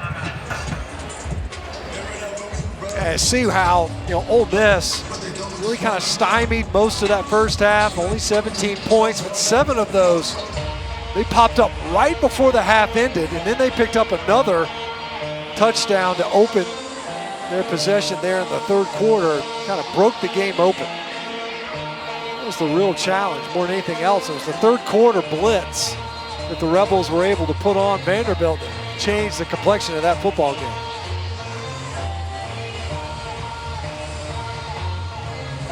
.23 seconds left in the half. Vanderbilt needs another first down to get into Joe Bulovas' field goal range. Get some points out of this half, and again, they get it first in the second frame. Mississippi State and Kentucky after us tonight. It's 7:30 Eastern in Lexington. Swan drifts back again, trying to get it down to Shepard.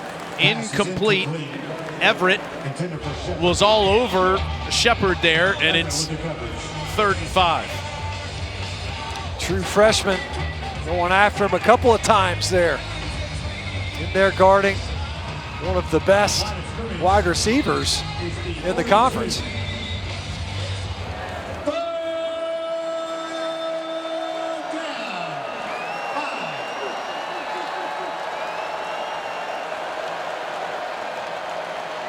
Swan dumps it off.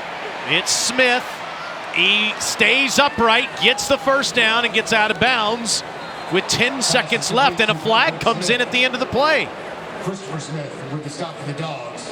Great job by Smith breaking that tackle of Jamin Dumas-Johnson out in the open field.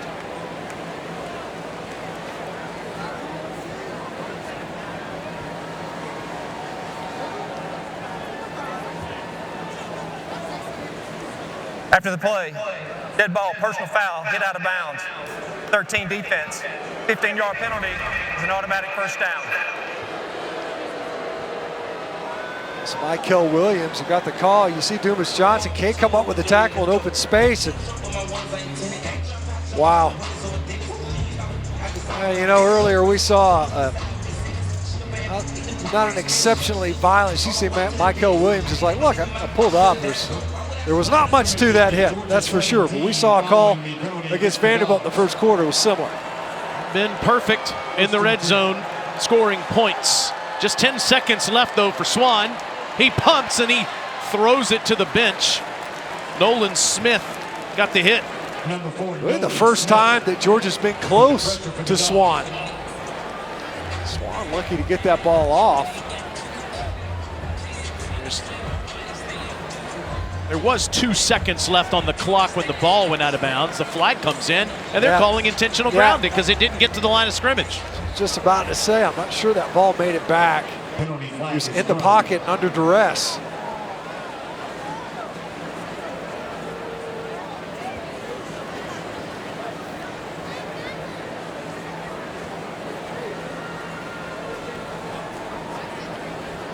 Intentional grounding, offense number 13. Penalties, a loss of down at the spot of the foul. It'll be second down. Penalty also carries a 10-second runoff. Vanderbilt will use a timeout to avoid a 10-second runoff. This will be a 30-second timeout. Okay, so there is time left in the half because... Please reset the game clock to 4 seconds. There you go.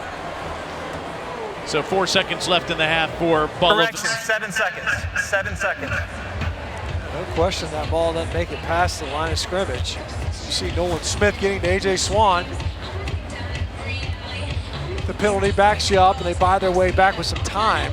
Bulovas to take a shot at the uprights. I wondered with 7 seconds instead of 4, if Vanderbilt has a timeout, maybe they would try to get a few more yards, but no, Bulovas is out there to attempt the field goal. Be Be about a 44-yard try here for Bulovas, who's been perfect. The Alabama transfer, 5 for 5 kicking field goals on the season.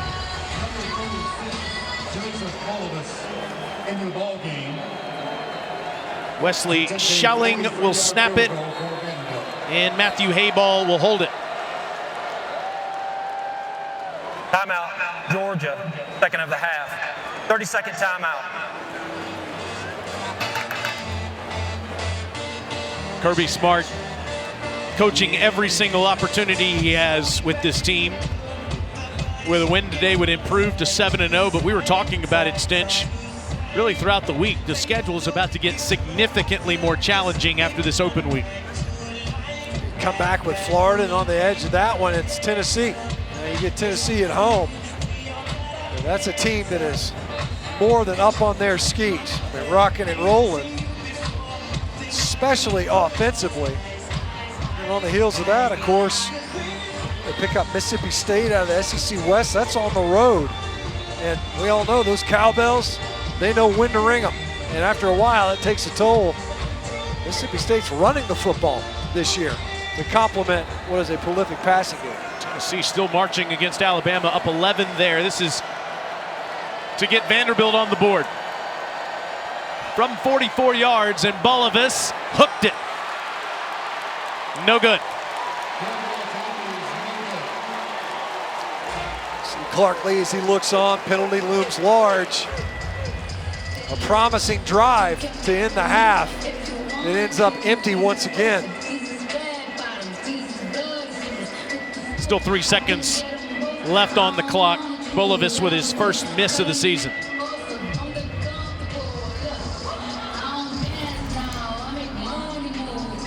You see him, you mentioned it, Taylor. The opportunity maybe to advance it, call a quick timeout, get your field goal unit out there on. Instead, Bulovas misses it, not by much. Just pulled it left. Stetson Bennett, sensational in the first half, 18 of 20 passing for 211 yards, 2 touchdowns. Kenny McIntosh, a touchdown catch and a touchdown run. Marcus Rosemy-Jack-Saint with 2 big catches for the Dogs in the first half. And the defense pitches the shutout against a significantly improved offense. And here's Alyssa with Coach Smart. Coach, what was the emphasis to your defense on that last Vanderbilt drive? Well, the emphasis was to get the ball back for the offense, and we had 3rd and 6 or 7, and we missed a tackle. You can't be a good football team if you miss easy tackles. Stetson with over 200 yards passing so far. What'd you make of the offensive start? Well, we started faster. We still had 1 wasted drive in there. We got to convert, but they've done some good things. Thanks, Coach. Thank you. Kirby Smart always looking for better performances from his Dogs. That's what has to happen if you want to win another national championship. It's halftime. To the studio with Dari. College Football Saturday in the SEC is presented by Allstate. The Dogs, ranked #1 in the land, lead the Doors 28-0 at halftime. He's Matt Stinchcomb. I'm Taylor Zarzour. Alyssa Lang's down there. You know us. We've been here a lot. And since we've seen so much of the Dogs so far this season, I think it's fair to say that might be the most complete half of football we've seen yet. Yeah, certainly since maybe the opener versus Oregon, and certainly here at home in Sanford Stadium for Georgia, the way they opened up, and largely with Stetson Bennett settling back in. You know, a lot of the horizontal passing game, this is familiar from the opening of the season as well with Kenny McIntosh, but Rosemy-Jack-Saint getting a target. Of course, Brock Bowers involved as well. Really, really efficient first half. Stetson Bennett made a couple plays with his legs as well, bought some time. And then, of course, other guys emerging. Dominic Blaylock returning well from injury. Finds his way to the end zone as well in the passing game for Georgia. Were terrific, and their defense pitches the shutout in the first half. Let's go down to Alyssa. Yeah, guys, I just caught up with Vanderbilt head coach Clark Lee, and I asked him how they generate some more offense in the second half of this football game. He said, well, it's more about making the available play. He referenced Will Sheppard behind in coverage. Some of those drop passes that we saw in the first half, saying that against a team like Georgia, if you don't make the plays that are available to you, yeah, it turns into a 4-score lead at the break. I will say the energy coming out of the Vander locker room, guys, still very high. They still have that competitive edge, and they want to be here in this game till the end. Good to hear that. Third straight week they've played a top 10 opponent. That's never happened in the history of Vanderbilt football before this week. Number 2 Alabama 2 games ago. Number 9 Ole Miss last week. A.J. Swann slings it deep. Incomplete. Kamarian Carter, the intended target. Keely Ringo in coverage. Let's take a look at our first half stats, brought to you by Bear. And Vanderbilt did almost nothing, Stinch, for that last drive that resulted in a missed field goal. And 99 yards of their 105 total yards were on the last 2 drives of the first half. It's the 4 rushing yards that's really stymied the Vanderbilt offense. They were able to establish the run really well last week versus Ole Miss. Has not gotten untracked this afternoon versus the Georgia defense. See if Swann can get something going on this drive. It's a 2nd and 10. Another incompletion as Davis couldn't get his left hand on it. And quickly, it's 3rd and 10. Look at the run, no room up front. Then, of course, Ray Davis, and we talked about it. Excellent receiver that time. Maybe felt Christopher Smith bearing down on him. These 3rd and longs, they have not been able very often this afternoon to get ahead in the down and distance, to get to 3rd and manageable.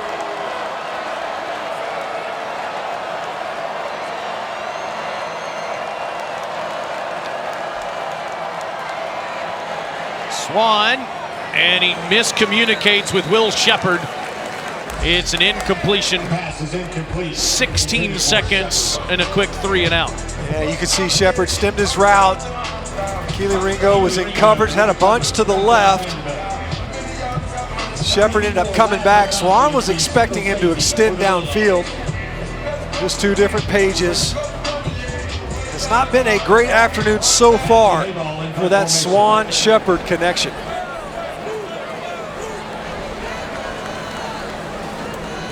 Matthew Hayball punting for the 4th time.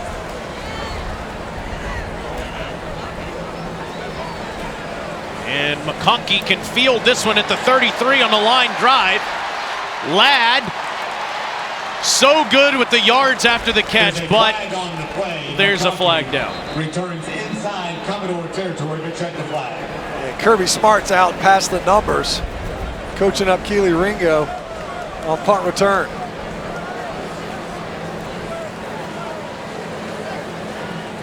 During the return, blocking the back, receiving team number 5.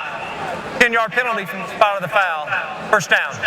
That guy had one of the biggest plays in the history of Georgia football, the pick 6 in the national championship. Still coaching him up. Yep, just such an easy call. You see it right there as McConkey was making it. What Coach Smart's saying is that, look, this guy's not going to be able to make this play more than likely. He's full speed, almost even with Ladd McConkey. Just don't mess with him. Don't touch him. Let his momentum take him out of the play. You go to practices at Georgia, Kirby Smart is maybe his most engaged during special teams periods. As animated as ever, that's for sure. Yes. Stetson Bennett was sensational in that first half.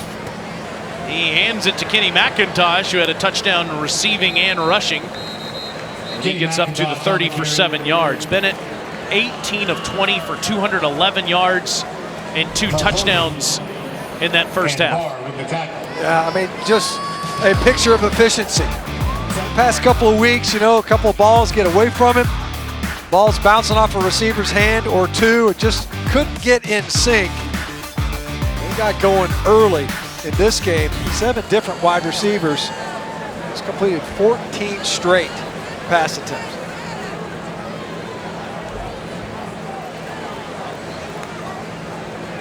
On 2nd and 3, good job of avoiding the pressure by McIntosh. He gets the first down, Alyssa. You guys were talking about how intense these Georgia practices are. Well, I talked to Kenny McIntosh earlier in the week, and he talked about some of the younger guys after that Week 1 win against Oregon. He said that they were all out there saying, yeah, they don't want to be out there with us. They weren't ready for us. And I told them that it goes back to everything that we've been doing during practice, during camp, coaches getting you prepared. He said now that we're in Week 7 and the guys can see that coming to fruition, they're buying in even more. Stetson was talking about that too, as this ball is deflected. Good job by C.J. Taylor getting his hand in the way. So he was looking for McConkey. And Stetson said, we need to not react to the coaches trying to coach us up in practice. We need to react to our own standard each week. No question. And he talked about the urgency that they had. C.J. Taylor, great job getting a hand on this football. So after that throw, Stetson Bennett working on that right arm, still is. Earlier they were talking about, he kind of fell on that shoulder. Still trying to get that thing loose. On 2nd and 10, it's Edwards. And Dejon has a first down run, and he gets free down near the 45 where Mahoney trips him up. It's a gain of 20. Great burst. Dejon Edwards, you never get a clean shot at him. They duck up inside, runs through a tackle. Actually, a nice play by Mahoney to get around his ankles and get him on the ground. Dejon Edwards, really difficult back. He runs much bigger than his 5'10", 200-pound frame.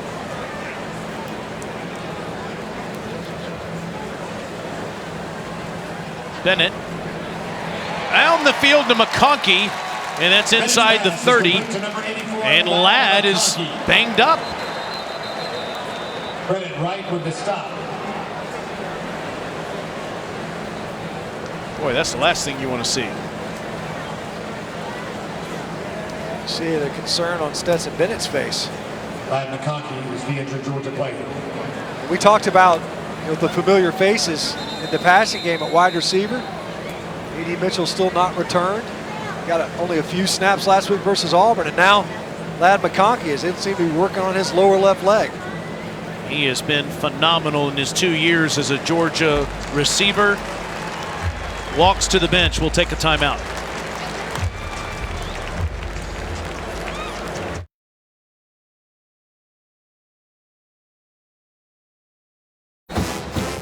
Ladd McConkey is in that tent right now on the Georgia sidelines. They're taking a look at him after that big reception down the sideline. And watch as he comes down on his left foot. See, almost favored it almost immediately. He's okay. He'd be a big loss. He's one of the team's leading receivers. Branson Robinson gets the carry, and the true freshman gets down inside the 23-yard line. We'll look at that catch. McConkey got a little turned around. Does a great job of securing the ball, but you see as he's going down, you can almost tell he's done something. It seemed to be his lower left leg. That was what he seemed to be gesturing towards.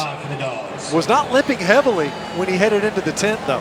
59 catches in 21 career games. You think about the productivity he's had with Bennett. And with Mitchell out, that's the last thing you want to see. 2nd and 6.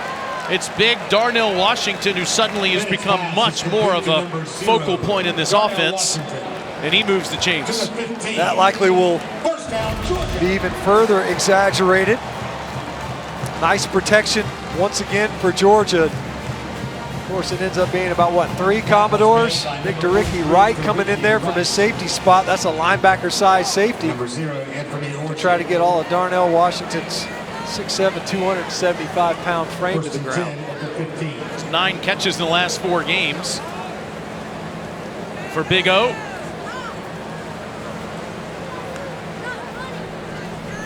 McIntosh tackled at the 12. Yeah, it sure was. Jalen Mahoney. That was a heck of a tackle by Jalen Mahoney. Tackles made by number 23. Asking a guy to come up there and make a play. McIntosh got roped up by Mahoney. And Georgia's been excellent in the red zone today. Batting 1,000. Can't say that for the Braves today.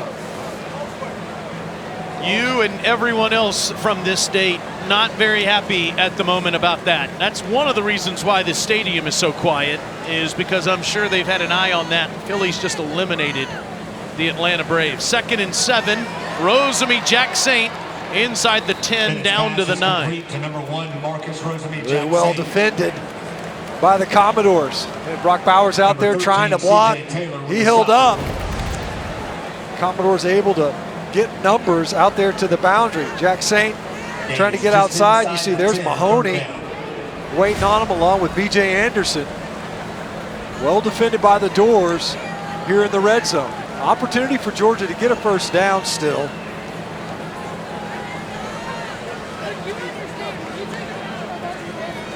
Bennett hands to McIntosh. He had never had a chance there. Wrapped up in the backfield. McIntosh on the carry. Jeremy Lucien comes up from that cornerback spot. Transfer from UConn, and 4th down. you're right, Georgia's perfect in the red zone, but those have been touchdowns every time. Stinch, this is going to be a field goal attempt. 44. Yeah, just got beat right now at left guard. Got upfield right away and Jackpot Leslie into the ball game. got the negative yardage play.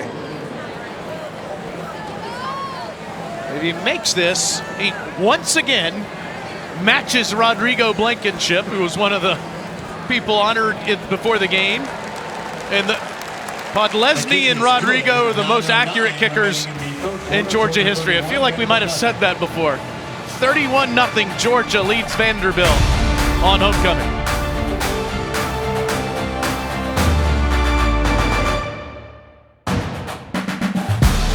31-0 Dogs. In 1959, LSU and Ole Miss were two of the top 3 teams in the country, but neither won the SEC. That was Georgia, led by quarterback Fran Tarkenton, who on the biggest play of the year drew up a play in the dirt versus the Auburn Tigers. This is the play that can give the Bulldogs the Southeastern Conference title. Bradford Stadium has gone absolutely wild. Francis Tarkenton is cool as ice water, with the clock staring him in the face and seconds running out. Fired in the end zone in the left flat. A beautiful pitch to Herron, who took it over his shoulder in the end zone for the TD. Georgia Bulldogs have won the Southeastern Conference Championship for the first time in 11 years. How about that first ever SEC title? Told Herron to block on the tackle for 3 seconds, run that corner route to that back left flag. Perfect ball, Dogs on top, 14-13. They go on to win the Orange Bowl against Mizzou. They finished 5th in the nation, and really that was kind of the mark of the beginning of Georgia greatness in college football, which clearly still stands in 2022. Started with a play drawn in the dirt. Boy, they've come a long way, haven't they? Field doesn't have any dirt on it now. No, there's no dirt down there. That thing is pristine. It's a good looking rug. No, you've seen Fran Tarkenton through the years. Another DGD, as they call him here in Athens. Boy, they've been good under Kirby Smart, 32-1 since 2017.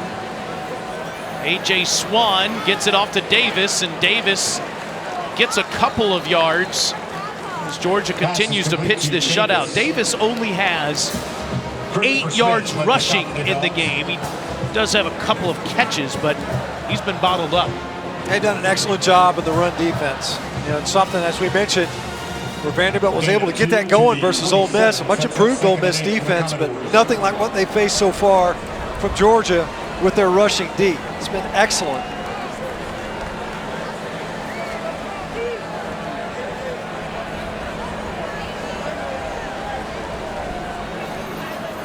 Second and 8, they hand to Davis.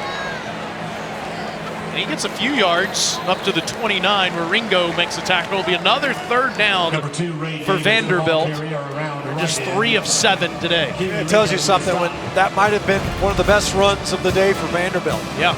After a big shift, they're able to capture the edge. Beal can't quite get Davis down. Keely Ringo, one of the biggest corners that you're going to see. Not very long, but thick. Comes up and runs support to force a 3rd and long here. Will Shepherd just off the end of the line. Thrown at the feet of Justin Ball, 4th down. all game, it's been 3rd and longs. Prior to that 3rd down attempt, it was north of 12 yards to go on 3rd down. You just can't make a living. You can't really even survive with that scenario. And with McConkey banged up, Kearis Jackson will go back there. Hayball in punt formation. 4 punts for Matthew Hayball today, and it's a 50-yard average.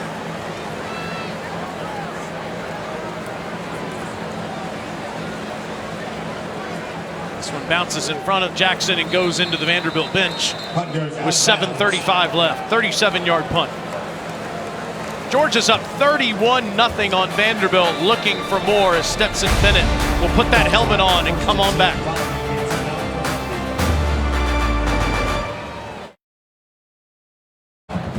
As the Dogs offense is back on the field. You remember that last possession, wide receiver Ladd McConkey injured on that play. Guys, he went into the injury tent, spent about 5 minutes in there, then he came out, jogged a bit back and forth on the sidelines. I didn't notice any kind of limp, looked to be okay. Helmet is back on, he's back up on the sidelines. He looks to me like he wants to go back in there, guys. How about our favorite reporter? She was in Lexington at like midnight last night, and here she is all over the scene in Athens today. Not sure she's slept much. Doing a great job as always. Branson Robinson gets up to the 39 for 5 more. Yeah, I looked up and she's doing basketball. I'm like, did you hit the transfer portal? You're like a basketball person now? You got football still to be done. We need you. Thankfully, bounced back out of the portal and is now on the sidelines. She's the best, and we love touring the Southeastern Conference, the 3 of us. Kevin Maloney and Russ Moore, our statistician and our spotter, is quite the band of family we have roaming all through these places. Bennett, oh, it's deflected. Good play there in the backfield by Mahoney. He's never let up today. Senior from Rock Hill, South Carolina.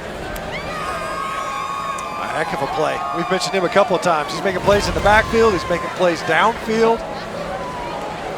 Great job getting right up in this passing lane. Gets his hands up. It's Arian Smith trying to get the ball too. 3rd and 5 for Stetson Bennett. He's been very good on this down.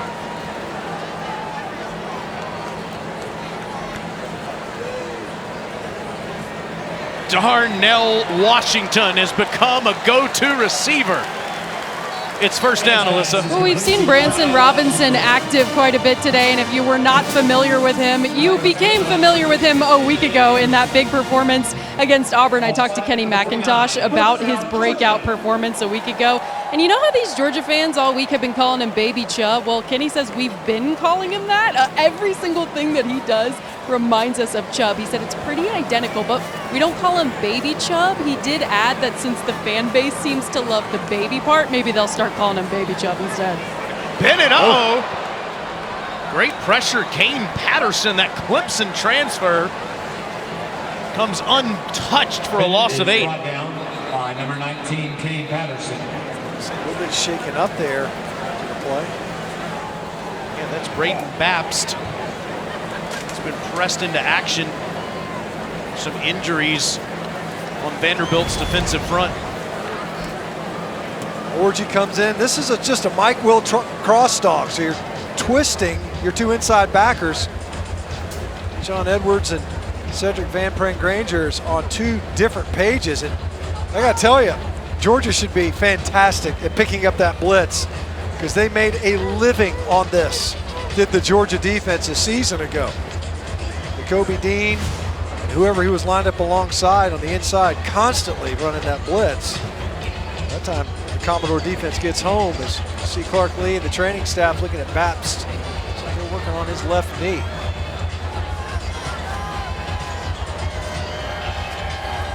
He's a senior from Washington, D.C. He's going to need some help getting off the field. Well, Clark Lee has said all season, Stinch, that the team has started to become competitive, especially in SEC games, down 31-0 today. Did lose 55-3 to Alabama. But anybody that's watched Vanderbilt play football last year and watched them play this year, including Kirby Smart, would immediately tell you they are significantly improved. No, there's no question about it. Statistically, wins and losses, just about every category that you can look at. They've done it largely with their own guys. This is not a transfer portal team. They didn't seek improvement from other campuses. 2nd and 18. Bennett down the field, squeezed that in there to Washington. Come on. They used 2 hands on this one. This is a great ball from Stetson Bennett. He just drops it right in there. Look at what, no, he only used 2 hands towards the end. He just had that left hand on it initially. It was a completed pass. The previous play is under further review. I think it's going to stand, at least at first glance. Everybody marvels at the sheer size of this man. He's becoming one whale of a receiver, too. Literally and figuratively. Watch his left hand come out and snag this ball. That's pretty impressive. I mean, the right arm couldn't even get through until later. What they're looking at is seeing if he has firm control before he goes out of bounds. Anthony Orji's got his hand in there. Yeah, I'm not sure that, based on what we've seen already, gosh, Orji's all over Darnell Washington before the ball even arrives. But it looks to me like he's got firm control. That's 0. I mean, that's a ton of contact prior to the ball arriving. Flag did not come out. But you see Washington, he doesn't have to have that ball into his body to have firm control. I think just about anybody else would have lost that football. Yeah. And he's moving it from one hand to the other, but he seems to have control of it while he's doing it. Well, he's got like those tennis racket-sized hands. You reach out and grab one. You can't defend that ball any better than Orji just did. No. I mean, in fact, might have gotten there more than a little bit early. And still, potentially anyway, Washington comes up with a catch.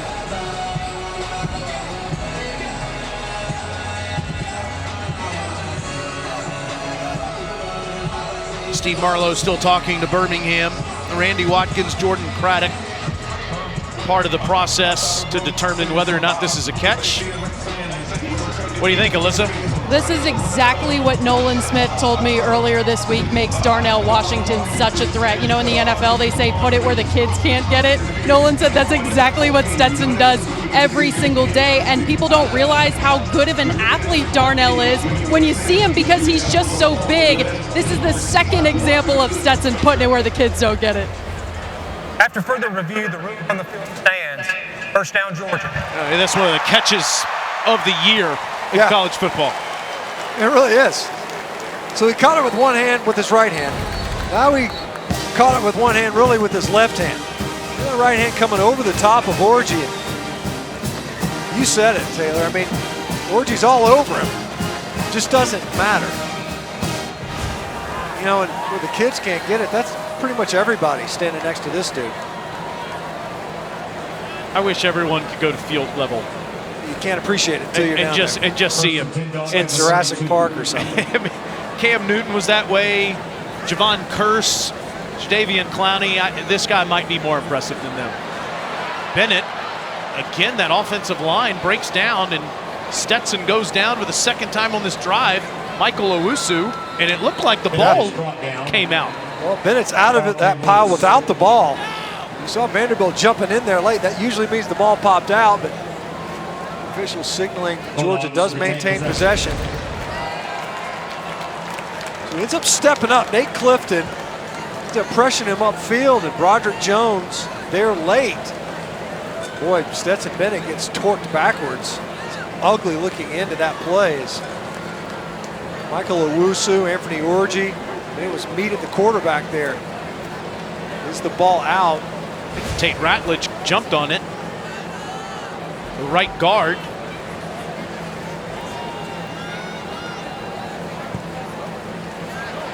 Daijun Edwards only gets a few, Stinch, for the rest of your life, you're immediately going to look at the line of scrimmage when a play starts. That's because that's what you did so well, and it's obviously where you always saw the game from. How would you evaluate this Georgia offensive line halfway through the season? I would say that they're much improved. And in fact, it's been this performance, and certainly last week. Last week was a strong performance by a unit that frankly was probably covered up. You know, the laser light show, the perimeter skill might have covered up some deficiencies, and they redoubled their efforts last week versus Auburn. Bennett 3rd and 9, and he throws behind Rosemy-Jacksaint.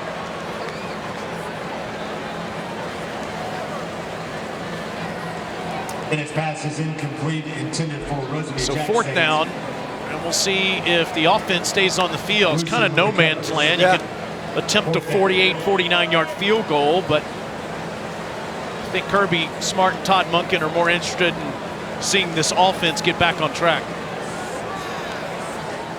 We talked about the offensive front. You know, we're misassigned on that cross dog with the 2 inside linebackers blitzing, and then, of course, a little bit of edge pressure to force Bennett up. Can he keep a clean pocket? Vanderbilt doing a good job affecting the passer. Perfect on 4th down this year, and they still are. What a ball to Kearis Jackson. Wow. How about that? And you're looking at it and you're going, having to battle back on a 4th and 10. Pretty clean pocket here. Good job up front, protecting back as well. And Kearis Jackson, who's been far more limited this year, typically when he's called upon, has proven to be a clutch receiver. 63 career catches for the senior from Fort Valley, Georgia. Branson Robinson way behind Bennett. Runs right at that Vanderbilt defense for a few. I think Georgia doesn't know who their first string tailback is, which is fine. It's whoever has the hot hand. And if the game's on the line in a couple weeks against Tennessee or Florida or Mississippi State, or later in the year maybe in an SEC championship game against Alabama, that might remain the case, Stitch. Whoever's hot. Yep.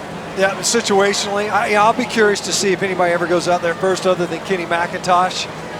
Veteran guy, really good. Gives you flexibility in the passing game, but there's no question that as far as contributions, I don't know that one has separated themselves. There's not a feature back in this offense. Robinson was terrific last week. Bennett almost had it picked off there. He threw it right at Kane Patterson. 3rd down. Broderick Jones kind of throwing his hands up. 3rd down. Quite tell what they were trying to accomplish there. If it was like a tight end screen, Delp was in the vicinity. Regardless, another 3rd and long. They've already converted a 4th and 10.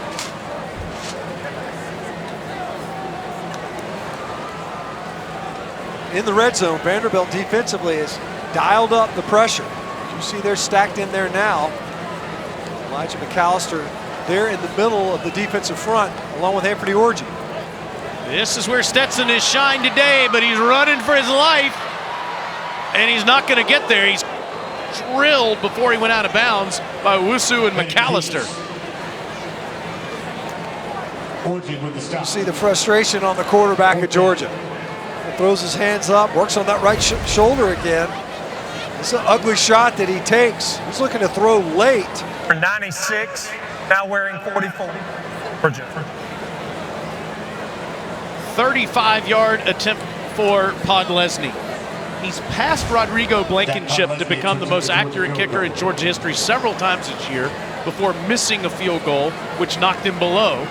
If he makes this, he is once again ahead of Rodrigo Blankenship as the most accurate kicker in school history. It's 34-0, the #1 team in the country with 1:40 to go up on Vanderbilt here in the 3rd quarter. Coming up after our game, it's number 16 Mississippi State versus number 22 Kentucky in Lexington.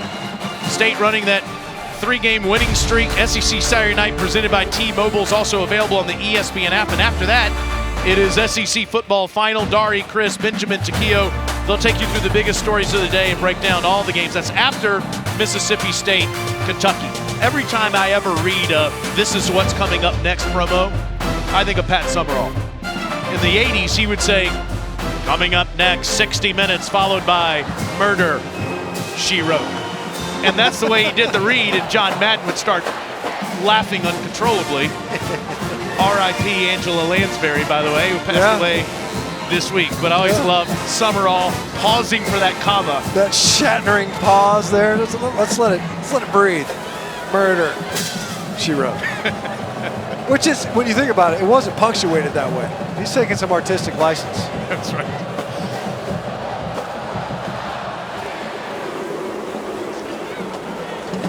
See if Vanderbilt can score some points today. They'll get it at the 25, down 34-zip.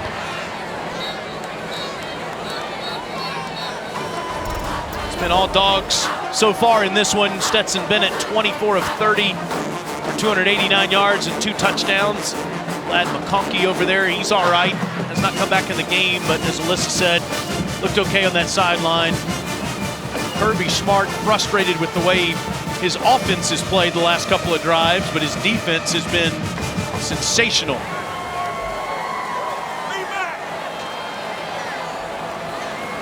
And that picks up a couple. Kirby really likes the way that Clark Lee schemes his defense. Patrick Smith, the ball carrier. In fact, he had a lot of good things to say about Clark earlier this week when he was running the defense at Notre Dame. Did a tremendous job there. They played Notre Dame a couple of times and loved what he saw. In fact, they shared ideas a couple of years ago. Clark Lee and his staff came here to Athens before they got the job at Vanderbilt. They talked ball, and Clark talked about how beneficial that experience was. Talk shop with Kirby and his staff. 2nd and 7 for Swan. And he just throws it into the bench. A ton of respect, there's no doubt. Seemingly mutual. There's amongst the staffs 2 defensive-minded head coaches. Of course, they've met a couple of times. Clark Lee with his time at Notre Dame, both in 17, and then when they came here to Athens, talking before the game, Clark Lee was talking about this is a great atmosphere to play in. He said maybe the greatest atmosphere, game atmosphere he's ever been in was when Notre Dame visited Georgia and played in that night game a couple years ago.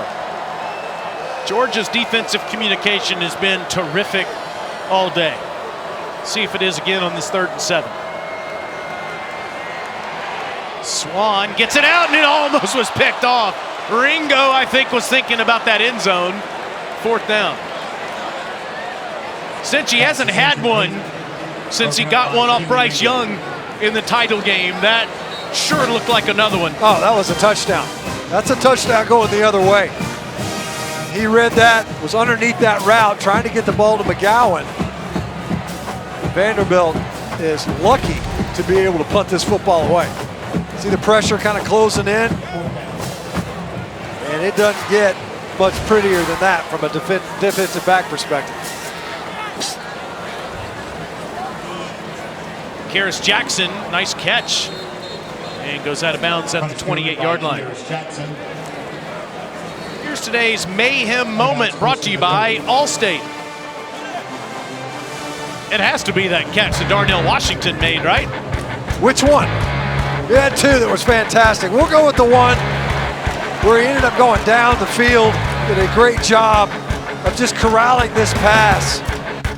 Defender draped all over him. Get that left paw out there and ended up in his right hand. They took a good long look at it and said, yep, that's a heck of a catch. Hey, Alyssa, there's Carson Beck on the field. Yeah, we got a little QB change on the sidelines, but don't worry, Stetson Bennett came off after that last drive, coaching up the offense as he always does, despite being up 34-0, still fired up. Spins it over there to Denylon Morizette. And Morizette gets out for 10 yards to the 39-yard line. Boy, Beck looks the part. You stand behind him and watch him sling it around. You say this is what a pocket passer should look like. Todd Monken always says that too. 6'4", 215, getting to study behind Stetson Bennett. Will have every chance to be the starting quarterback next year. Yes, they've been more intentional with him when he gets his reps in relief of Stetson Bennett, more opportunities to throw the football. And they need to be able to see that in game as well. And part of the reason why Stetson Bennett's on the sideline, he took a big shot on that scramble. Probably wasn't pleased with back-to-back possessions here in the second half, ending in field goals from the red zone. While things are tight in Knoxville, it has been a perfect homecoming in Athens. All dogs over the doors.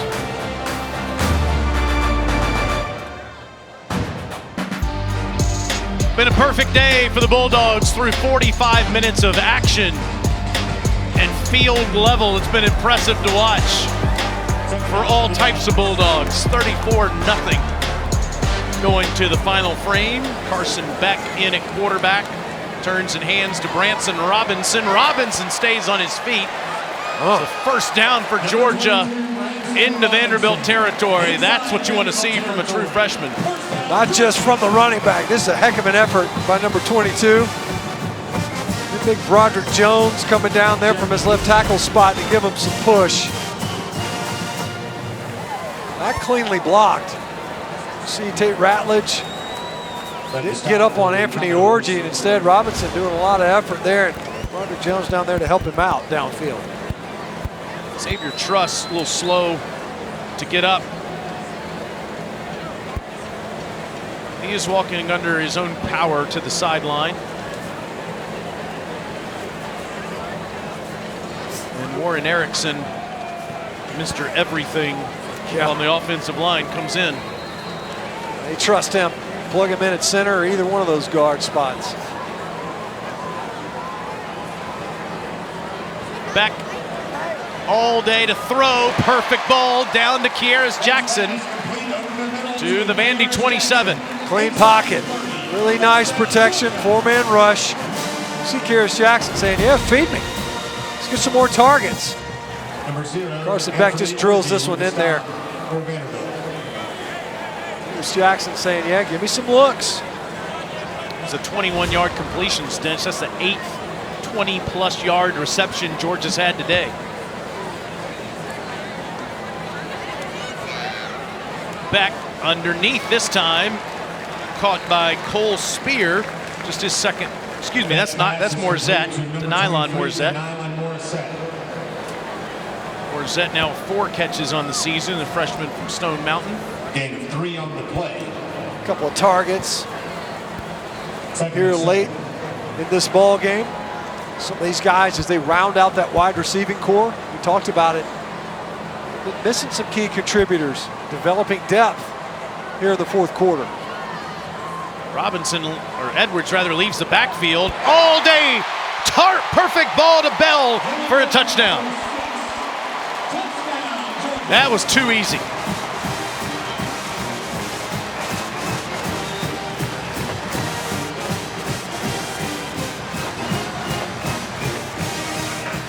Number 96 for Georgia is now wearing 44.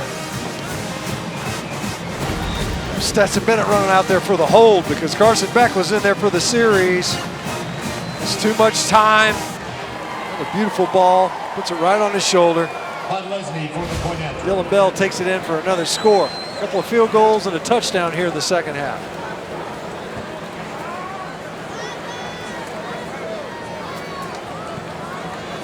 All dogs, 41-0. Stetson Bennett was terrific. He was 24 of 30. Carson Beck, 4 of 4, 57 yards and a touchdown streak to the true freshman Dylan Bell on homecoming.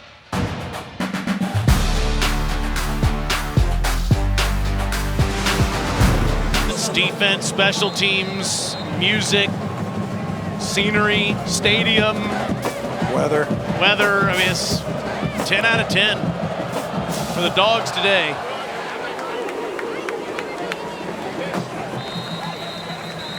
Take a look at the top 10.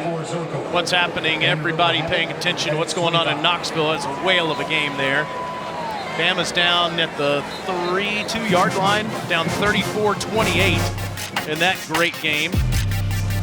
Michigan crushed Penn State today. That's impressive for Jim Harbaugh.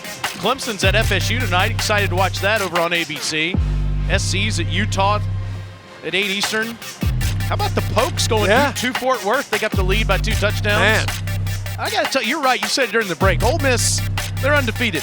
They're 9th in the country. I'm not sure they're ready for the Dogs or the Tide. Ooh. Swan takes on defenders. Bear, Jalen Walker and Bear Alexander greet Mr. Swan. Go ahead on the top 10, Stitch. What do you think? Well, you see this play. Bear Alexander, one of those true freshmen, getting some needed reps. Jalen Walker also in on the tackle. Strong finish to that play. Yeah, you know, it's interesting. To gain 3 to the 28. When you're looking at some of these teams, like an Ole Miss, right? Kentucky without Will Levis dropping a game to South Carolina. How good are the Rebels? They've looked, from a win-loss standpoint, really strong. And as you pointed out, versus this defense, what does that look like? We saw them last week. Then again today, you know, 34 points to that Auburn offense. That's concerning. Tyke Smith and Dalen Everett coming over there to converge on Jaden McGowan, who didn't get much. 3rd down. Dalen Everett in there getting some early reps. Finished the 2nd quarter in there at cornerback. True freshman contributor.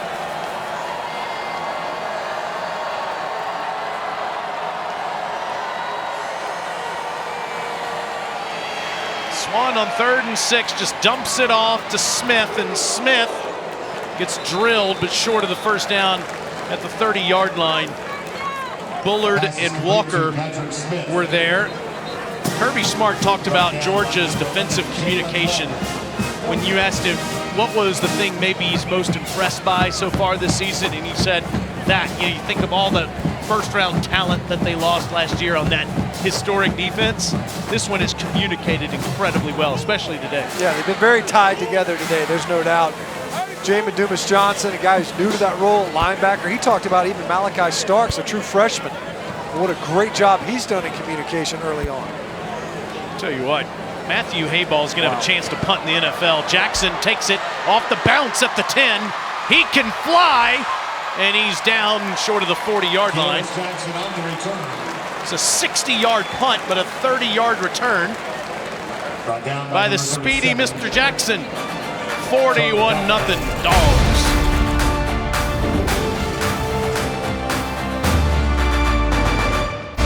SEC Network Football is presented by Allstate, reminding you that football season is mayhem.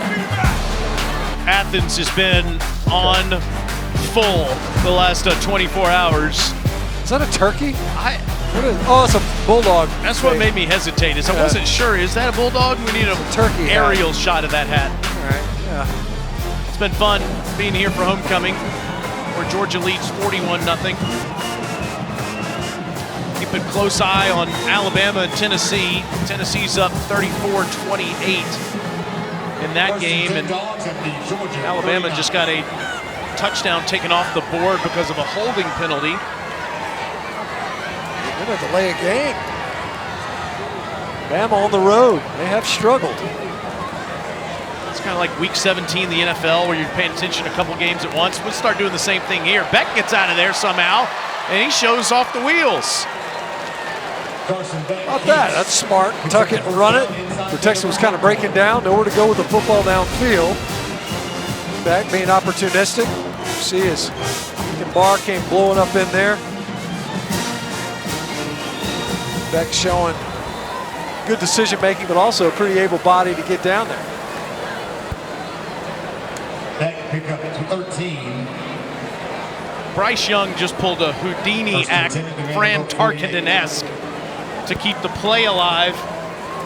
Drew a pass interference on the defense, and Alabama's got a fresh set of downs. We'll keep it going with that. Beck gets it over to the sideline, where it's complete. And it's Jackson Meeks, sophomore from Phoenix City, Alabama, right on the Alabama-Georgia line. That was made by number 32. A story on Meeks this week, they were talking about his contributions on special teams, how he's kind of grinded his way onto the field. Sets up 2nd and 3. A guy that contributes not just in normal downs, but also in some of the special teams units. They have definitely contributed to this football team, and the coaches have taken notice.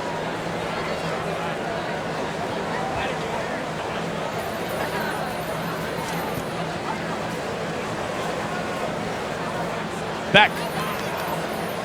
Another good ball inside the 25 to Meeks. First down, Georgia after 18 more.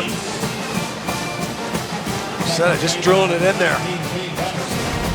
Coming off a play action. See it, Branson Robinson coming up in there. Kane Patterson kind of bluffing the blitz and then dropping in the coverage. Ends up making the tackle on Meeks. Let's get back-to-back targets here in the fourth quarter. First and 10 for Georgia. Alabama's taken the lead on Tennessee with just over 4 minutes to go in the third quarter in Knoxville. Beck. Boy, he's looked good, man. Getting out of the pocket, finding open receivers, and look who makes the catch.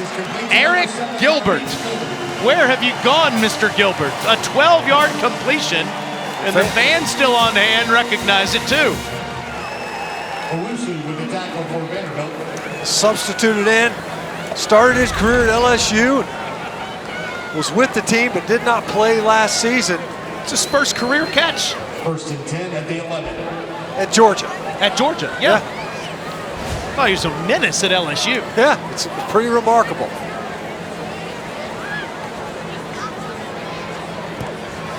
Beck, oh, he was 7 of 7 until Cash Jones dropped that ball.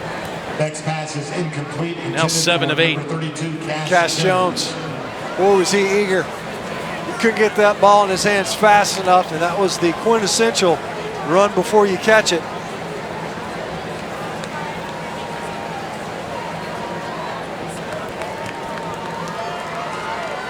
Robinson comes back in. 2nd and 10. I wonder if we might get to see Brock Vandegrift before this game is over with.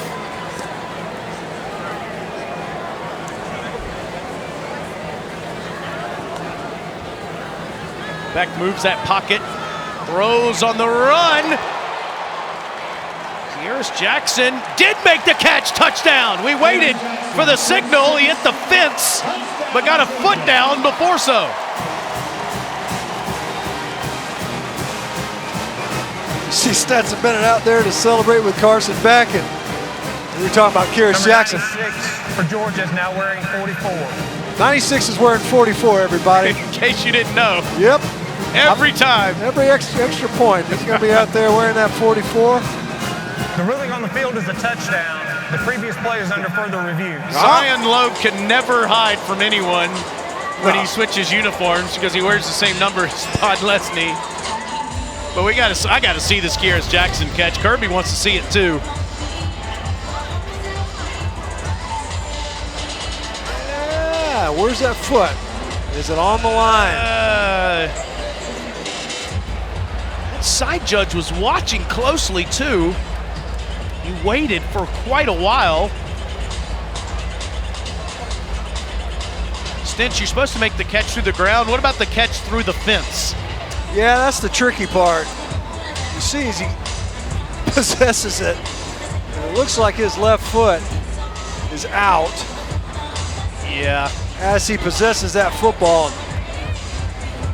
You're right, I mean, it's pretty tight down there in the corners. And the chain link does come into play, doesn't it? You gotta catch it, you gotta maintain control through the hedge. There's a lot of extra obstacles here at Sanford Stadium. You got privet hedges and chain link fences. And it was like steeplechase. It was a heck of a catch, but unfortunately, Mr. Jackson's left toes were on the chalk.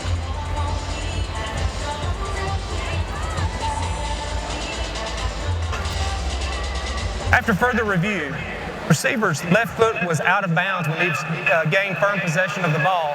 Therefore, we have an incomplete pass. It'll be 3rd down at the 11-yard line. More reps. Look at it, spin it positive, right? And of course, Zion Logue can leave that number 44 jersey on, baby. Save him. He does. He still has it on. Yeah, just leave it on. Play the odds. Or at least go out there for field goal protect. That's got to be a hassle. That's a big man just wrestling his way into and out of those jerseys.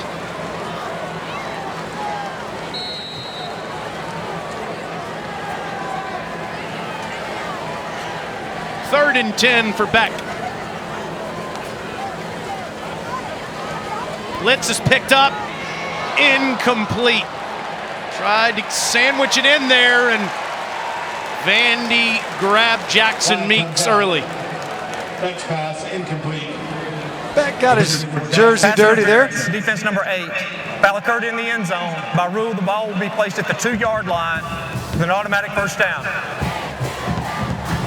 Clark Lea not happy with the call. Georgia gets away with a hold there in protection, and BI gives them a fresh set of downs.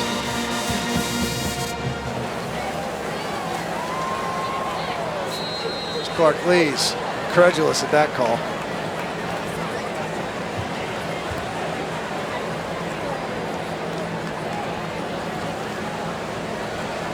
Robinson, no sir, is going to lose yardage.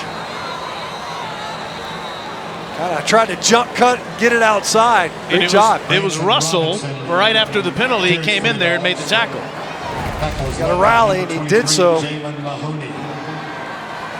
Really, yeah, you see it right away. C.J. Taylor was the one that was inside the block and forced Robinson to try to jump cut outside. Nowhere to go. Vanderbilt scratching, fighting, and clawing to keep Georgia out of the end zone one more time. Cash Jones is in the game at tailback.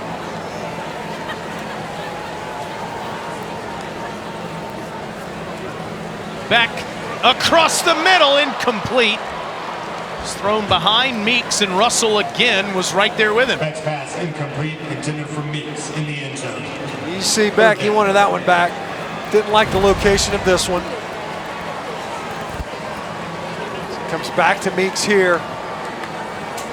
Meeks got to come up with that catch for his quarterback. Was a little bit behind him, sure. But enough on his body where you come up with that catch. Both of them disappointed. Tennessee just turned it over. Alabama gets it back up 1 near the end of the third quarter. Dogs looking for another touchdown here on the 3rd and goal. Beck, touchdown. Eric Gilbert with a touchdown for the Georgia Bulldogs.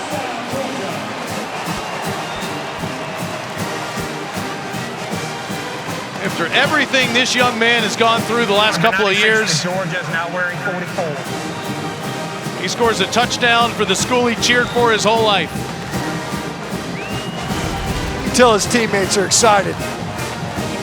Nice protection. Actually, Ethan Barr leaking there late.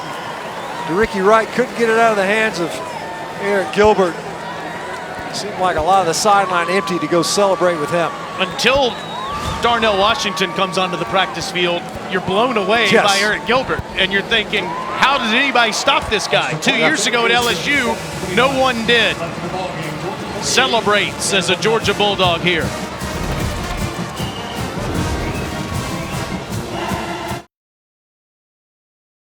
Studio, we do update what's going on in Knoxville. Jahmyr Gibbs' 3rd rushing touchdown puts Alabama up 35-34. Tennessee missed an extra point. Thus, they're down 1. And then Hendon Hooker throws his first interception of the year. It's DeMarcus Helms with the INT. 4th and 10, Bama at the Tennessee 40, up by 1, go to the 4th. Keep us updated, my friend. Here, it's all Dogs with 7:21 to go. Jared Zirkle kicking it deep. And Vandy will start at the 25-yard line. That game is massive in trying to determine who might make the college football playoff. It certainly is for Tennessee. Ohio State has an 81% chance. If Alabama wins, that'll get even higher. Tennessee moves up to 48% if they win the game. Again, a 1-point game going to the 4th quarter. Georgia's chances are 68%.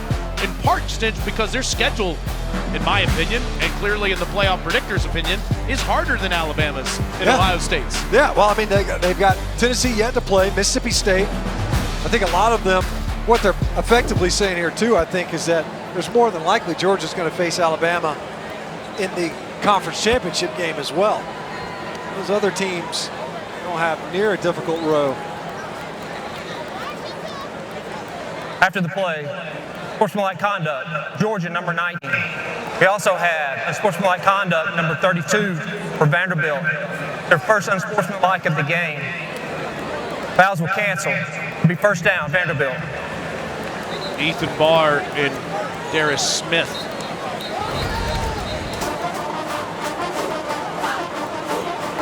Right side of your screen, as you see, Ethan Barr kicking at Darius Smith. Darius Smith standing over Ethan Barr. Both pretty lousy decisions. Ethan Barr didn't like it. Can't retaliate, so it's the second guy. Looked like Darius Smith standing over him was probably what instigated that. With Alyssa Lang and Matt Stinchcomb, Taylor Zarzour in Athens watching the Dogs play like the #1 team in America, pitching this shutout. Alyssa, the defense hasn't skipped a beat after losing all those players to the draft last year. Yeah, I had a lengthy and really great conversation with Nolan Smith this past week about his own career, about this Georgia defense. And always, when I talk to these guys, I like to end the conversation by asking them, hey, is there anything that you don't feel like has been talked about enough yet about your team, about your unit? What hasn't been asked enough?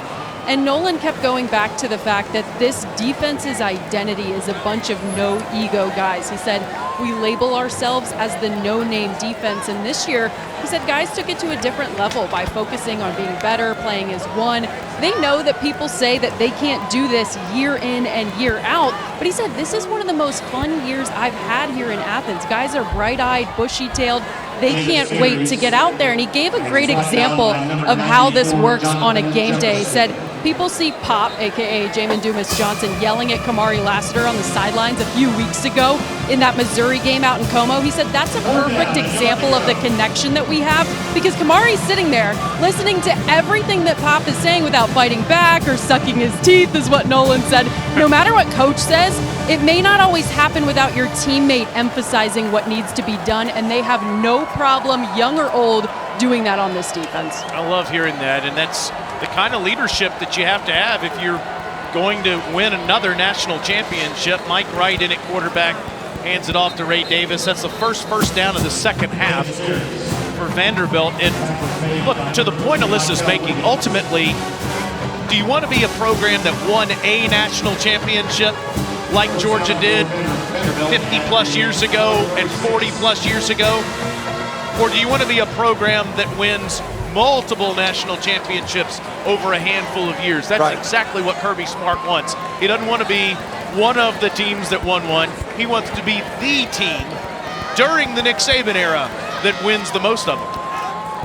Probably wants to redefine that era, maybe even end one.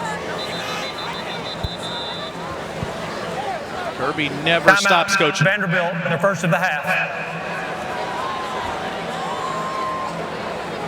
5:11 to go, and you saw it on the screen. Vanderbilt hasn't scored a touchdown against Georgia in 4 years.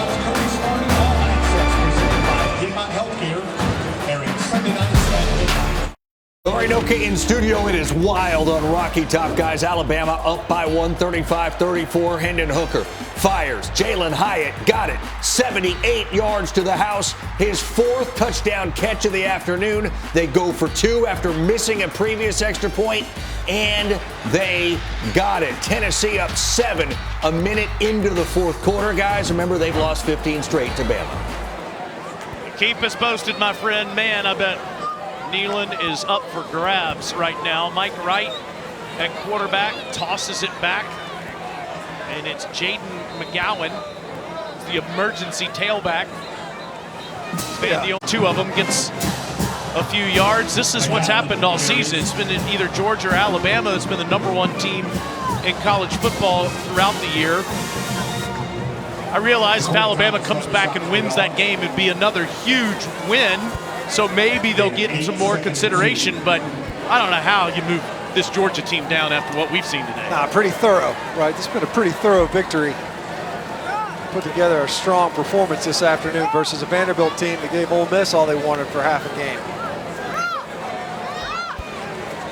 In fact, Alyssa, I would go Georgia 1, Ohio State 2, Alabama 3 going into today's action. How did you have it? Yeah, I have never disagreed. I don't think even with the flip-flopping of number one. Have we ever been through a season like this where the number one team in the country continues to flip-flop without losing when it comes to Bama and Georgia? Yeah. That's interesting. Style points, or not enough of them. Who can put 50 up first, basically? And one of those, right? You're talking about one team that spent time at number one that was without their starting quarterback for an entire game. Right, short. Patrick Smith. It's going to be fourth down.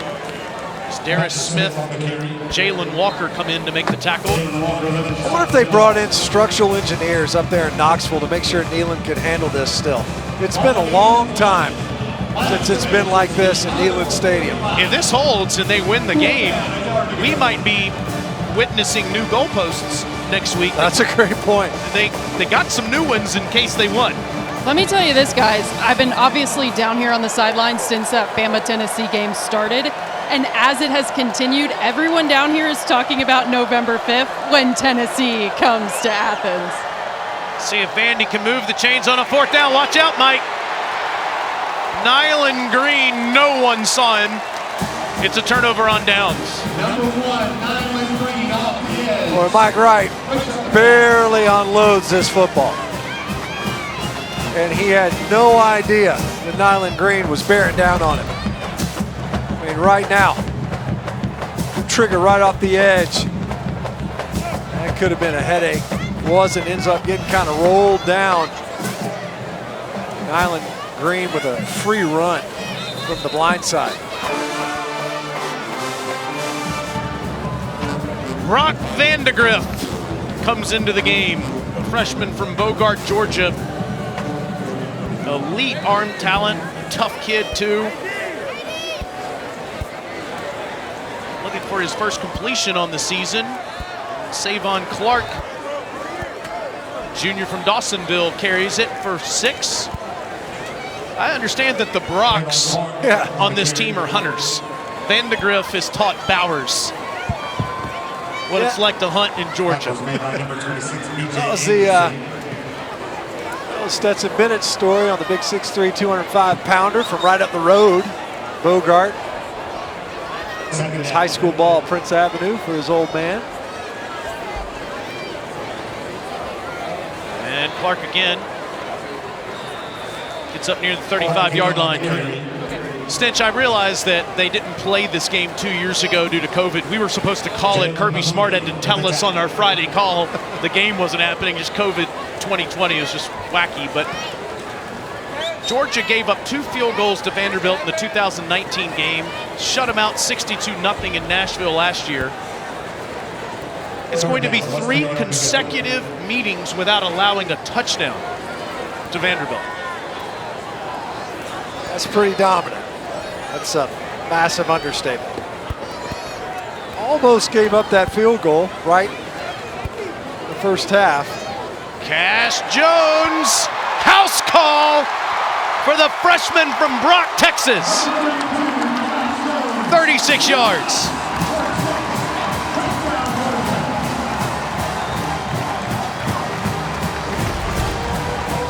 He had that drop earlier, got back in there. Nice blocking up front. They make one guy miss. Georgia, now wearing number 44. He finds his way into the end zone. Look at this blocking up front. Well, that's clean. Cash Jones. Nice clean transaction for 6. Thankfully, Zion Logue is still at the game. Yeah. Puts on number 44 again. And Georgia set a season high 579 yards today. It's their 24th rushing touchdown. The first of the half, 30-second timeout. Tied with Ole Miss with 24 rushing touchdowns. Mr. Logue and his uniform changes continues. Zion, you cannot hide from Steve Marlowe. He will find you. Yes. He is aware that you're wearing number 44 now. And number 96 on his head. That's confusing. Look at that thing. What is that made out of? Is it all elastic?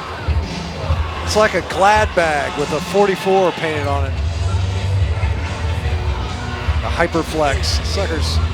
What's fun is watching the team of equipment guys getting over there to strip it off of him. Call timeout to get Stetson Bennett out there as the holder. Podlesny makes it 55-0. Here we go. Let's see this thing come off. Here comes the Army to help him. These guys got to be just exhausted. He's still got 96 on underneath. They've got it down to a science. A little more challenging when you got to put 44 back on, which he's had to do about 15 times today. It's all stretched out now, though. That thing pops right off. Hey, Stinch, Monday at 7 Eastern, Thinking Out Loud is back with Spencer Hall and Richard Johnson. They break down the weekend on the gridiron, discuss the hottest topics for the coming week, and preview next Saturday's biggest games. It's on SEC Network. It's also on the ESPN app. I'm sure they'll have a lot to say about Tennessee and Alabama, the talk of the South and the talk of college football, really. This week, College Game Day there again this week. And Tennessee is up 42-35 with under 12 minutes to go in the game.